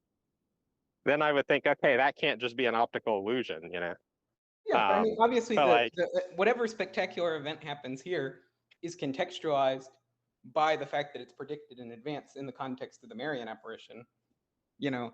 Sure, yeah, no, So, I like, mean, just I know the that's mere fact of what, something extraordinary. yeah. But the problem is that there are two possibilities. Well, actually, there's one possibility, which is, yeah, I mean, somehow or other, there is a connection between the prophecy and the occurrence. And like one is that, well, Mary was going to make a second son appear and hold Lucia to, but the other is, well, there's some sort of connection between everybody looking at the sun and then seeing the effects, right? And so it becomes like a self-fulfilling prophecy. Well, then and, the question just becomes, can we exclude the sun as the gaze source? And so that's what we're trying to do, is make arguments that all the evidence says that it couldn't have been the sun, which is why the title of my response article is "It wasn't the sun!" But yeah. So that obviously, if the thing that happened was, a self-luminous emitter spontaneously formed because God orchestrated the energy flux in the lower atmosphere to create a spotlight diffuser system to create an optical light show that was specific to the cova, obviously that would be sort of fitting as a miracle rather than just causing people subjectively to have weird perceptual effects that are also sometimes natural. So then it just begs the question of, is my interpretation the better supported one by evidence? Yeah. Well, I mean, but you also think God sometimes does do the subjective thing, right? Because you think that's what happened at that other. Yeah, but in that case, the thing we're trying to explain is I mean, why it doesn't show up in photographs, why there weren't distant witnesses, etc. Yeah. I don't know. It just feels like there are lots of things in the world that I don't understand how they work. And if this was so important that divine omnipotence was ready to step in and like miraculously end the Great War, if these people prayed, surely it could have done something that bore like a clearer mark of intentionality, um, other than just the timing, which again maybe can be explained in the other way. I mean, I know you think that there's the photograph, and you know, and admittedly, I don't have like a detailed response to that, but like Well, I mean, I think the thing that's also pretty it's clear it in terms of objectivity is the drying, which is you're just like, okay, we have a bunch of people where we can prove that there's a consensus of witnesses there was continuous precipitation until the miracle of the sun. There's meteorological data that says that was true. We can see photographs taken like the hour of the event where it's raining and people have umbrellas. We can see during the event the ground is wet. There's reflections of dampness on people's like garments and stuff. And then we can see basically if it had been the Mojave Desert, it would have taken hours for the clothes to dry. It wasn't the Mojave Desert. The ambient temperature and humidity there mean the driving force for evaporation was nothing. And then huge number of witnesses, my clothes were sopping wet and then they became completely dry. So like, I'll just read one example. Mr. Luis Lopez went to Fatima, told us afterwards that although he had taken every precaution to avoid the rain because he suffered from bronchitis, he was soaked through from his feet to his waist. But as the sun came down from the sky, he noticed to his astonishment that he was completely dry. And then we have photographs of people being dry after the event. And then the most conclusive evidence is obviously in the context of all of that testimony, we have photographs that appear to depict infrared shadows on people's clothes. So wet-dry contrast patterns that match what you would expect. Basically, they're occluder shaped.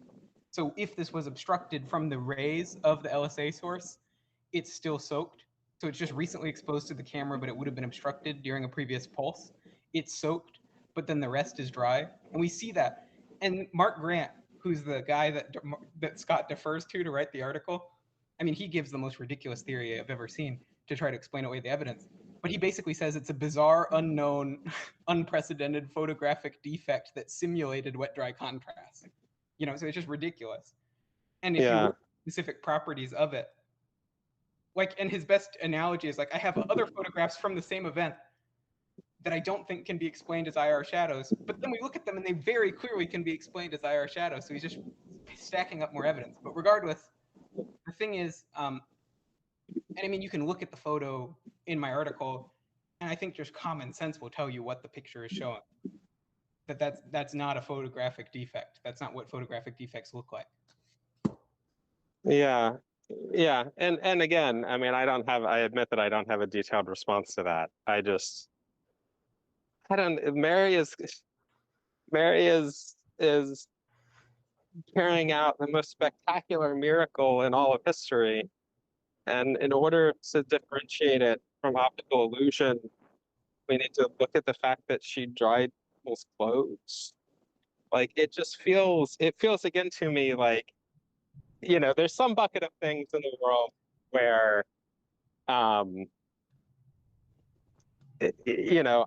don't know what they are, but like that's just because there's lots of stuff I don't know. And then there are some things in the world where I don't know what they are, and that it feels like genuinely unexplainable. Like I do when I read about Joseph of Cupertino, and he's like flying around in front of all these people, and the skeptical explanation is like maybe he was a good acrobat, or like maybe everybody simultaneously got bread poisoning or whatever. Then I really do feel like, okay, it seems like probably this guy flew around and, and even though this is, I mean, I grant that it's very puzzling. I don't feel that way about this. It just doesn't,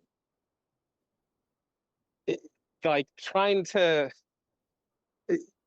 the miracle itself is so weird.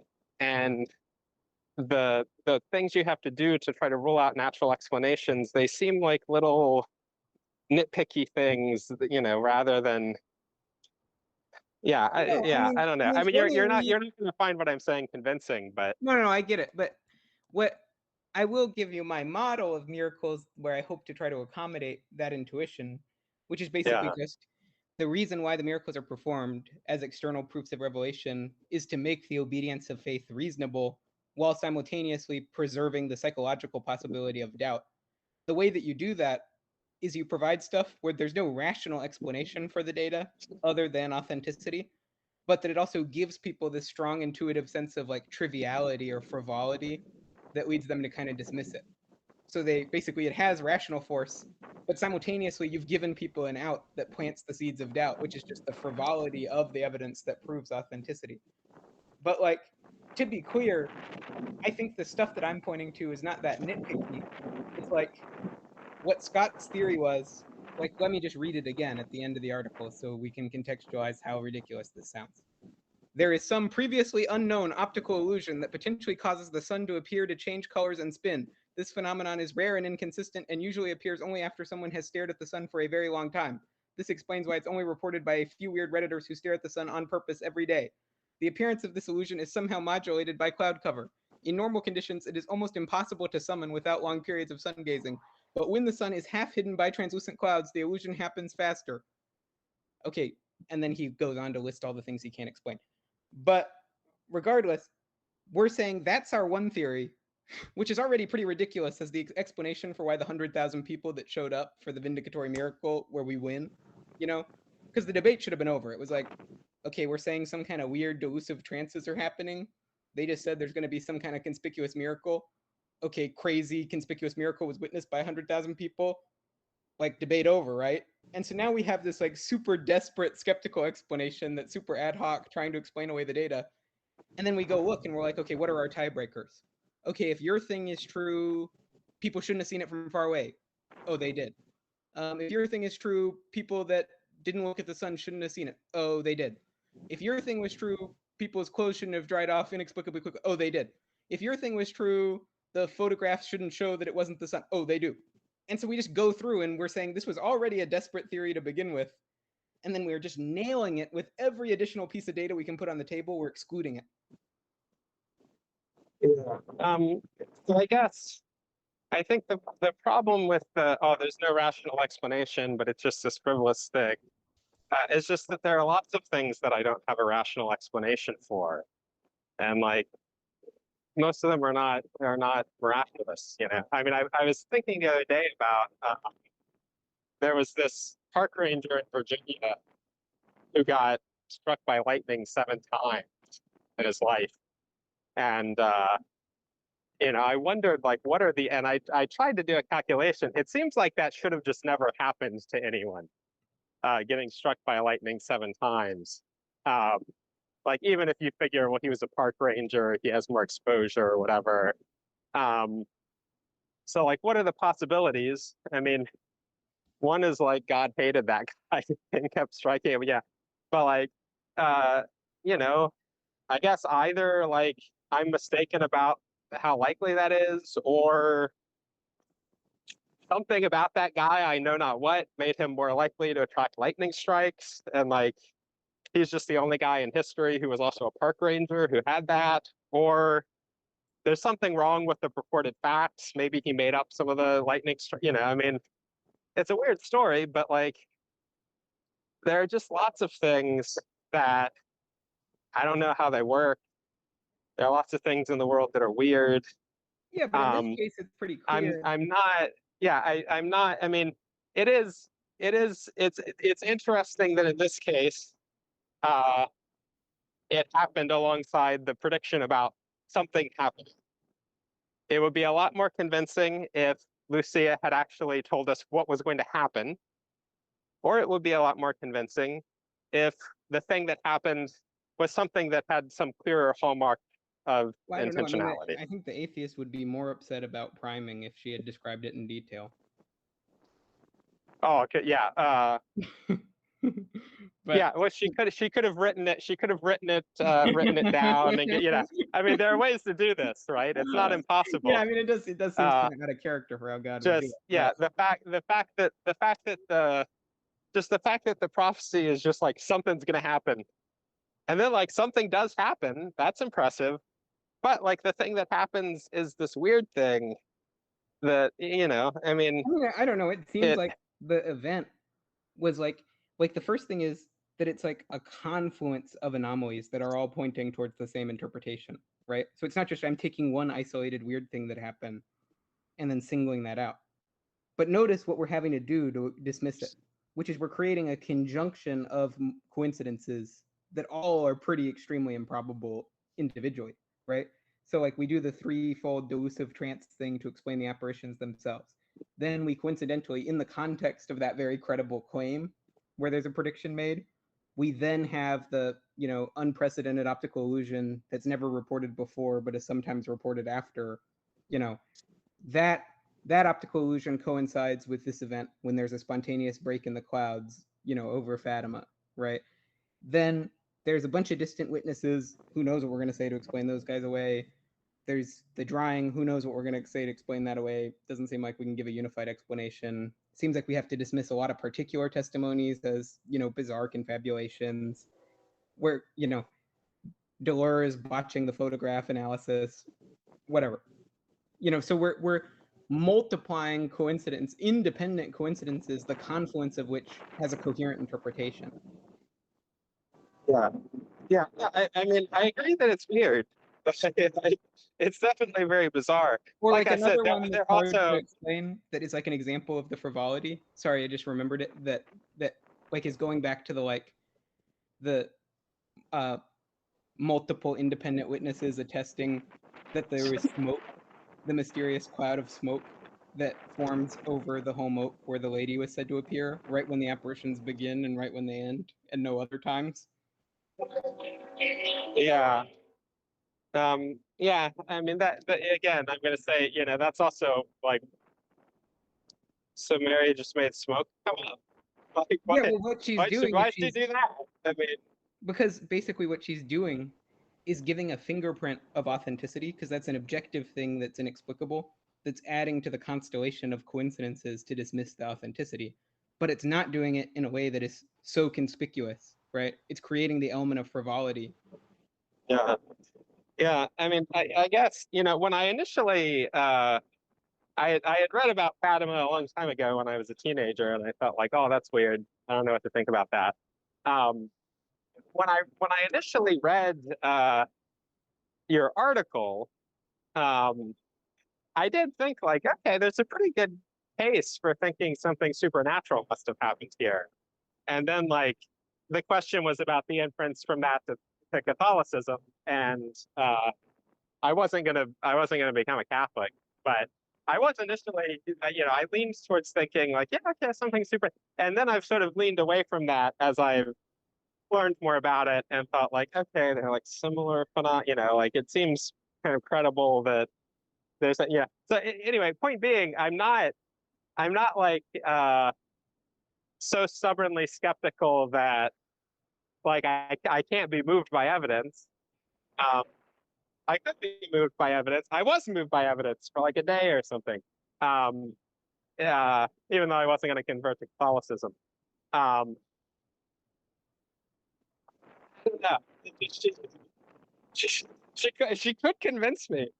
I'm just, it feels, the whole thing just, there are so many things that are weird and suspicious about it, that even though I agree that it's, you know, it's a very interesting constellation of facts. Yeah, I'm just not persuaded. And I guess, I mean, another thing to say about the interesting constellation of facts is that, you know, there have been lots of people who, there have been lots of religious visionaries, lots of failed prophecies, et cetera, inside and outside of Catholicism. And so again, there is some selection effect where like, it's not that weird if in one case, you know, things lined up just right, and that's the one that we wind up talking about. Well, Maybe it's still like, maybe one... it's still weird that they lined up this well or something like that. Well, that's the But thing where I have an issue with, because there's a normal thing, which I think is good reasoning, which is just like the Littlewood's Law counter argument to like Matthew will know what I'm talking about. Like there was this guy on Substack who described this like improbable series of coincidences that happened to him, and basically Matthew constructed like some kind of napkin math to show how staggeringly improbable it was, and so therefore it's a miracle, you know? And like Mhm. the problem is like when the parameter space that you're searching through is so unconstrained and you're like just like sampling from it for every single person every day, you know, along every dimensions of all their experiences, then it's just like actually our intuitions for like how improbable the coincidences you can get like way undersell how improbable coincidences wind up happening. Like I think that right. Now the problem is when you at all constrain the space by saying I'm going to call the shot and predict it in advance, and it's going to occur in the context of like at least a somewhat credible apparition claim, you know? So that the sampling frequency from that is way too low to expect fits that are like where we're talking, you know, double digit exponents for improbabilities, you know? Oh yeah. Well, there aren't double digit exponents, but there are lots of cases where people have called their shots and it was nothing happened, right? Well, no, but that's what I'm saying is say we have these two constraints. Somebody calls a shot and we have some kind of minimum threshold for the credibility of the claim to be calling the shot because of divine revelation. So it's not just Yeah. that a person is like doing the Nostradamus thing where they're going out and I'm like, I predict that this will happen, and they put that on Reddit or whatever, but it's not occurring in the context of like God told me this would happen, you know. So like just at all credible claim that's just not someone who's like manifestly schizophrenic. Let's say Oh yeah. thousands of those happen or tens of thousands of those happen. You know, your chanciness ceiling is like I think way lower than the coincidence you need. Yeah, and it does. I mean, I agree. It may still be that it's like not, you know, my. Yeah. How exactly do we assign numbers to these things? Um, but like, it may still be that it doesn't remove the mystery or it doesn't remove the improbability because like it doesn't make it super likely that something like this would happen. That could well be true. Um, I just think the fact that out of all the failed prophecies, whatever, one person predicted something is going to happen at a certain time, and then it did, and it was, something that was crazy and unexpected, but like also not something that clearly bore marks of intentionality, apart from the fact that it happened at the right time. That doesn't strike me as like clearly astronomically probable or something. Okay, well, I also would push back on the marks of intentionality, but I mean, like what I'm talking about here is not just the timing anomaly, because that's one dimension where there's fit, right? There's also basically these other dimensions where we have a fit. So like another is the location, right? So the cova. So let's say what I posit is a localized emitter that's within 3 kilometers of the cova, right? Then another dimension of specificity of the fulfillment is how localized it was to the area where the miracle was supposed to happen. So like if it was something that happened for all of Portugal or happened for all of Europe or something, right? That's like degrading the specificity of the fulfillment. But the more tailored it is to the area, the higher the specificity. Or like, if the drawing, like if the light beams seem to be like a spotlight that's specifically pointing at the cova, and like we have a diffuser that forms over the cova in tandem to make the visibility more whatever. Yeah.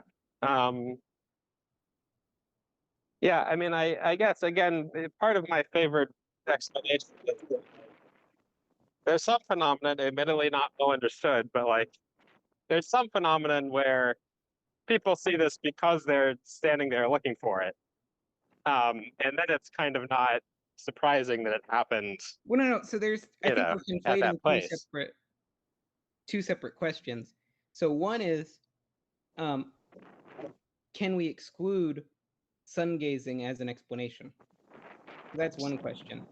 And like that question, once we adjudicate that, then I take us to proceed to the question, whatever we say did happen, could it be a coincidence? I do agree that if you can establish that there was really like an objective light source, I mean, I guess there are weird, like sun, like that there was a light source that like doesn't have any natural precedent, isn't similar to any natural phenomenon, etc. Then it does seem like you would have a pretty good argument for, yeah, like something supernatural or paranormal happened.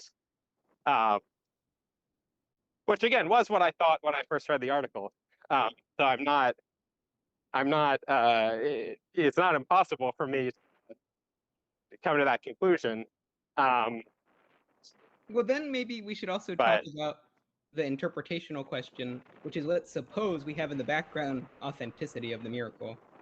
And then think about what the implications of that are, which is, okay, so there's one question, which is like, if you accept authenticity, are you saying God did it, or are you saying a demon did it? Or, well, I mean, I don't know. I would guess probably not a demon, but I assume that if it was demon, it has this. Oh, sorry, you're kind of cutting out a bit. Oh, sorry, it's heavyweight. I don't know. I wouldn't because Yeah, wait, Dustin, we can't really hear you. oh, sorry. Can you hear me better now? Yeah. I wouldn't attribute it to a demon because I would assume that like a demon's message would be worse, you know. I would assume that a demon is not just trying to get you to like be Catholic, but is Yeah, I'm like not you don't Catholic, think they're that but bad. yeah, I'm not Catholic, but I don't think it's like that bad as compared to other things you could be. Um, so I would guess probably not a demon. It could be God. It could be, I don't know, some paranormal force. It could be some other spiritual force. Well, no, I'm saying, so let's say, like, where are you at credence-wise for the agent that's the author of the miracle, assuming authenticity? Yeah, I mean, let's suppose it's God. Okay, then we say, does God perform deceptive miracles? Like that becomes the question: is God a deceiver? No, I don't think God's a deceiver. So then, if God affirms Catholicism explicitly or implicitly in the Fatima message, does that not basically contextualize the miracle as a vindication of Catholicism that we just should take at face value? Yeah, I agree with that to some extent. I guess the issue here is going to be, I mean, and I think this is true of you as well. I'm like enough of a pluralist to be pretty open to thinking miracles occur in different traditions. So like, it's not enough just to think that a miracle occurred, in a Catholic religious context. Got to be something more. Okay. Right. I guess I don't. That seems fine to me. Okay, well, so then we can start. Right. Well, let me start. The Russia stuff. Again, the Russia stuff I don't think was present in the beginning. Well, Or so at least I don't think I have a good reason to believe once that. we have, I think the debate changes when we have authenticity in the background. But so here's a few things that I think we should point out. So one of the ones that I think is actually one of the more direct arguments that it's a vindication of Catholicism is the immediate context before Lucia makes the request for a miracle to be performed in July, which is what Lucia asked is, will you convert this person? Will you convert this person? How about this person? And the Virgin Mary is granting the petitions to convert people, right, to Catholicism. So it's already implying that Catholicism is the proper object of conversion. From what? Huh? from Convert either them from what? like lukewarmism or from like being an atheist. Yeah. Well, I So, mean, like,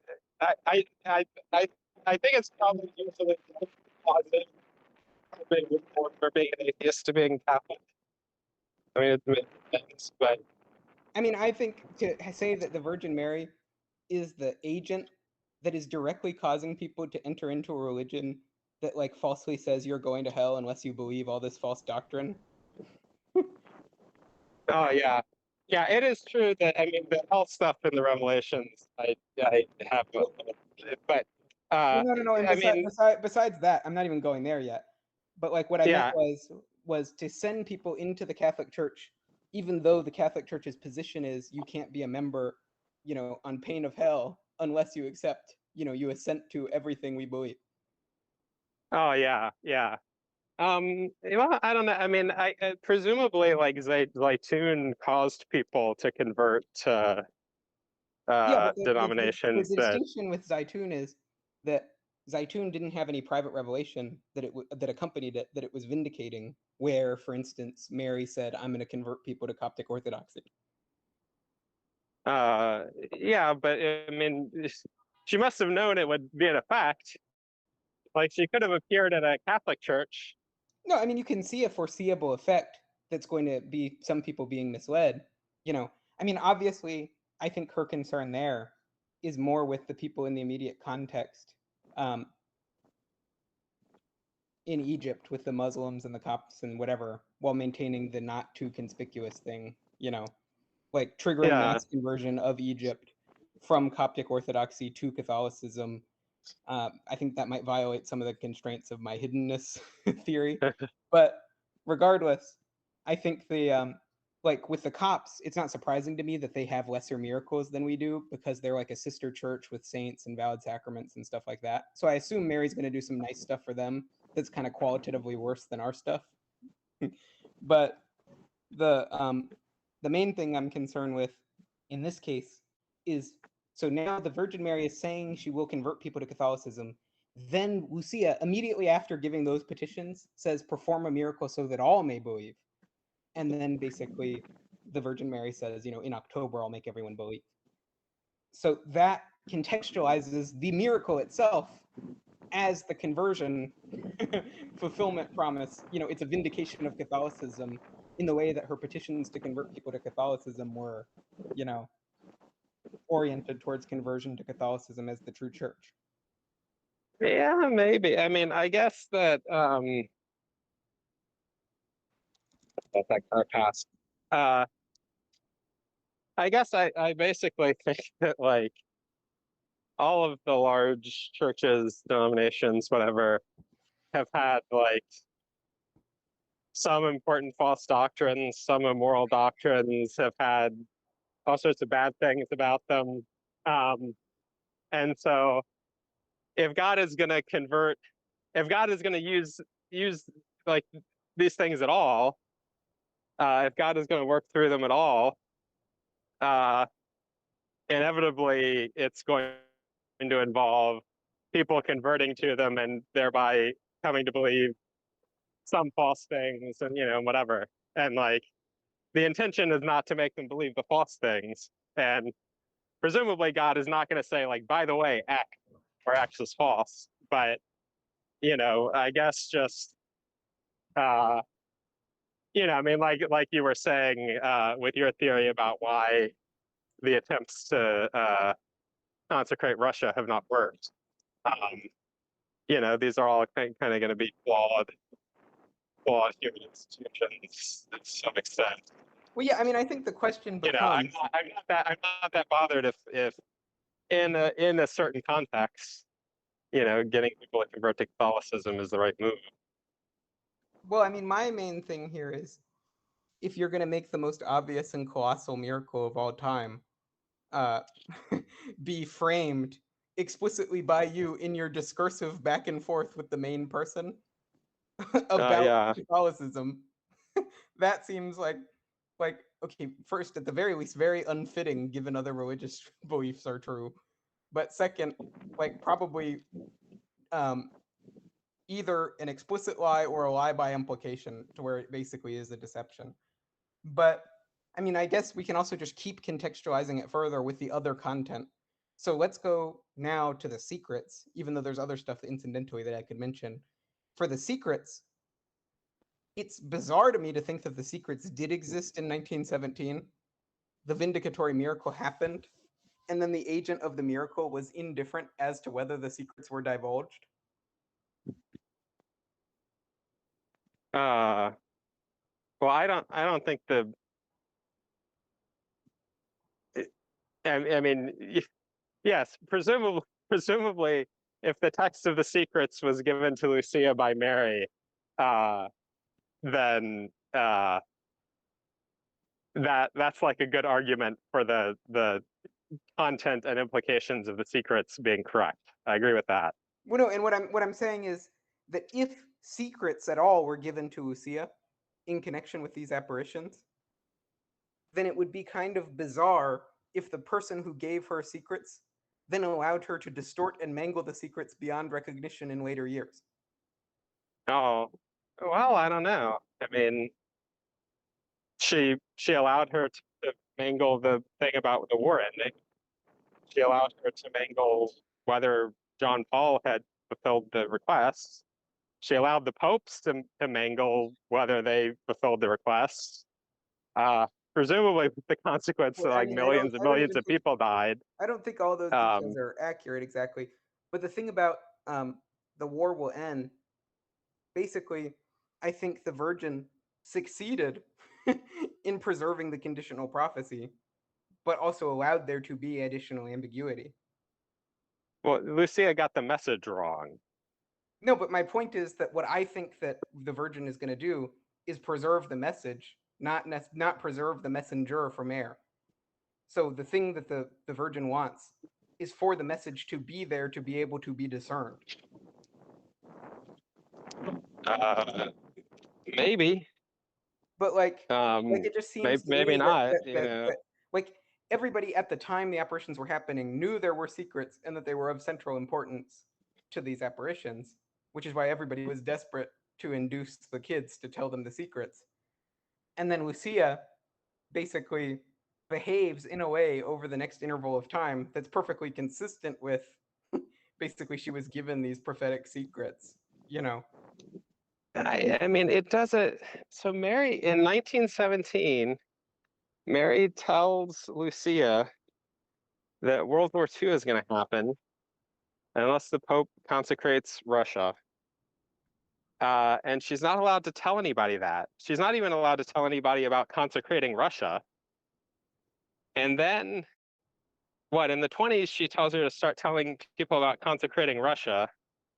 And then in the 30s, Lucia is allowed to tell a couple people about World War. But then we don't actually find out about the World War II stuff until after the war has started. I mean, the specific details that are given in the prophecy about timing, et cetera, et cetera.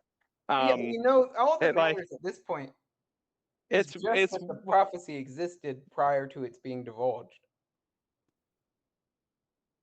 Yeah, well, I just, insofar as we're speculating about divine psychology, like it would have been useful to know earlier that World War II is going to happen unless the Pope does this exactly right. It feels like a weird series of events. The whole framing around this thing. So basically, the whole point of the apparitions is contextualized in the second secret as being about establishing in the world devotion to the Immaculate Heart of Mary. So that's the purpose of Our Lady of Fatima. That's the mission statement of Our Lady of Fatima. And that idea of it being about worldwide devotion to the Immaculate Heart, that's a core, integral part of the message that I wouldn't expect the author of the miracle to allow to then be like distorted or lost in transmission. Yeah, I mean, I don't know. There have been a bunch of things I've said where you said correctly, like, oh, divine psychology is tricky, blah, blah, blah, blah, blah. I don't know. I mean, it seems hard to it seems hard, I think maybe you don't think this, but like, I think the Bible has all these mistakes in it. Those prophets made mistakes. Um, I think the Catholic Church made all sorts of mistakes. Like, uh, Lucia made some mistakes.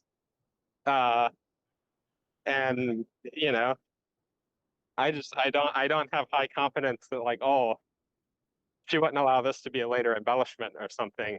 I mean, I just think there needs When to to be some me, that's kind sort of, I think there needs to be some kind of proportion between the miracle and the message. And that's what I mean. yeah, So like if the miracle is going to be of the gargantuan scale that it was, which is anomalous for miracles, yeah, So if it's going to be that, then at a bare minimum, the thing I expect to happen is like in vague outline the mission statement of the miracle. yeah. Well, but we didn't even get that at the time, right? Well, what we I mean, got, what everybody thought that was the point was they need to pray the rosary and stuff. right, and that clearly is also an element of the miracle. Basically, there's a threefold message of By Fatima. the way, I'm going to need to go in a minute because I Yeah, have no problem. dinner plans with my fiance, who I love. But Yeah, no problem. But yeah, I mean, I view it as the obviously at the minimum, we need Lucia to be making huge errors in memory, and it's hard to explain also the later apparitions, like the follow-up apparitions, because it's like after she was the seer in this massive miracle, like she became a delusional schizophrenic, she, I don't know, was demon possessed. What happened with the follow-up apparitions where they give you the first Saturday's devotion and all that stuff, where we just have like near contemporaneous with that apparition. So yeah, I mean, I think it's hard to discard Fatima 2 if you accept the authenticity of Fatima 1. I think for me that seems like a hard. Like I mean, even just the idea of whatever you have to say to skeptically explain the later apparitions to Lucia. I take that point. You have some question about what's going on with the later apparitions, where at least prima facie it would be surprising if the original apparitions were vertical and the later ones were not, something like that. Yeah, and I mean, the last thing I would just say is like, at the very least, if I can establish a pattern that all the miracles with evidence this good are Catholic miracles, if I get a few data points out on the table for that to support that hypothesis, then I think it becomes like very hard to resist converting to Catholicism if it's uniquely privileged by the miracle record. Yeah, that seems right to some extent. I mean, you have to control for the fact that like a third of the world is Catholic, and Catholics are very miracle interested, and so but I feel like the it wouldn't be examples. surprising if there was some selection bias in favor of Catholicism. Yeah, I mean, I feel like the Um, examples I would cite though would be the cases where, like, take the miracle of the sun. It's basically like the reason why that's like a notorious, well evidenced miracle is because of the nature of the event. Like, it couldn't be due to your investigative incapacity that like something of that gargantuan scale could be happening for Protestants or Muslims or any other yeah. denomination. That something of Oh that. yeah.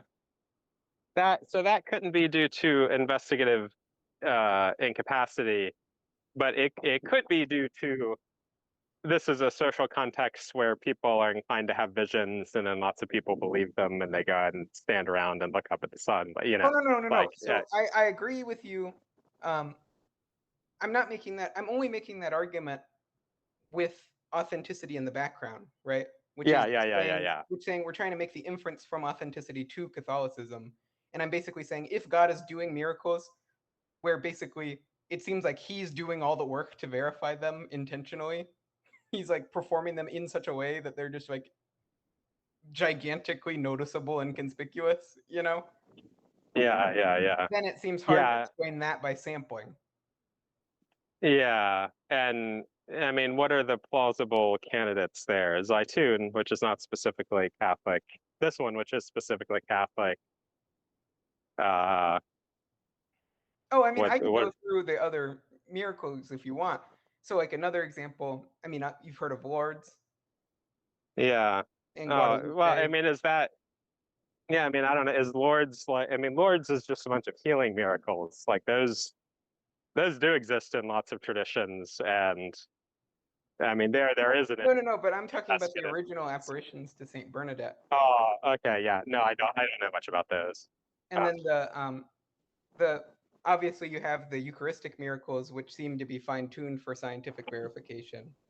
And then so like it seems like the reason they're being performed is so that they can then be authenticated scientifically, and like the details of the miracle are being optimized for verification. Then you have like things like, you know, stigmatics like Padre Pio, and just all the supernatural charisms that he has, and how it seems like God is performing them in such a way that they can be like corroborated and validated by massive independent evidence. And so and you can keep going through, like Our Lady of Good Event, and you can go through a bunch of these things where, if we went to,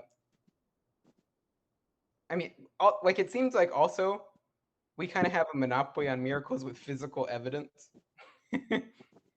but like I'm having trouble thinking of a rival sect with a miracle that has good physical traces.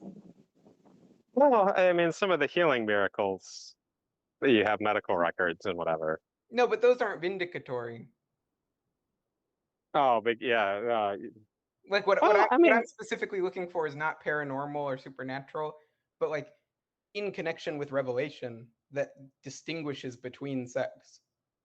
yeah, yeah. I wonder if that's true. I mean, if you had a bunch of records of Pentecostals or whatever, are there not going to be cases where the preacher says, something about converting people to Pentecostalism and then someone's healed, or I mean, I don't know, Well, no, but but I'm just saying the bare context of person is healed here, and this is what was happening while they were healed.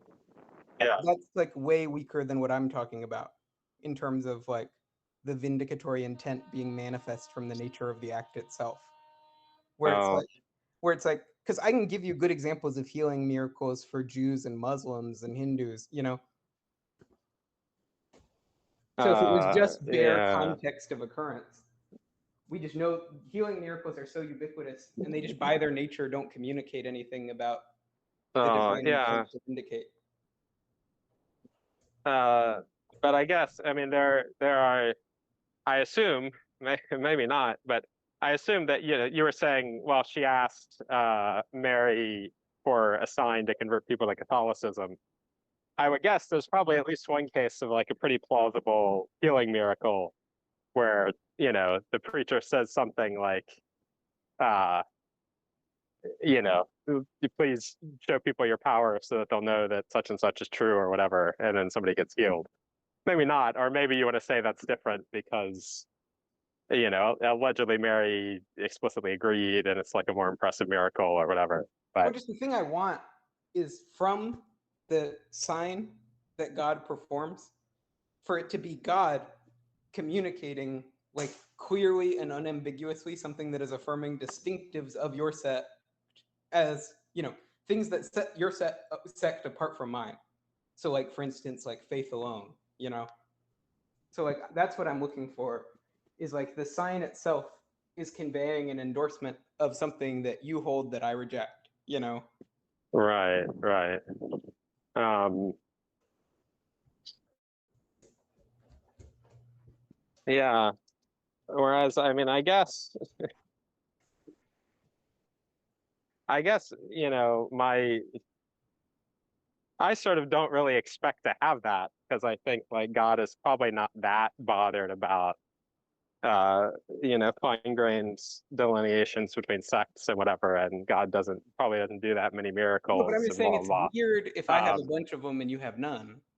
Oh, Well, I mean, insofar as they're real, yes. I think it's Right, not weird exactly. that That's they're, but that's what yeah, I'm talking about. Is like when yeah. I start. Of course, I mean, a lot of the things you said, I don't grant that they're authentic miracles, Yeah, but but I just think there's yeah, that would overwhelming be a evidence. separate, yeah, And that like would be a separate.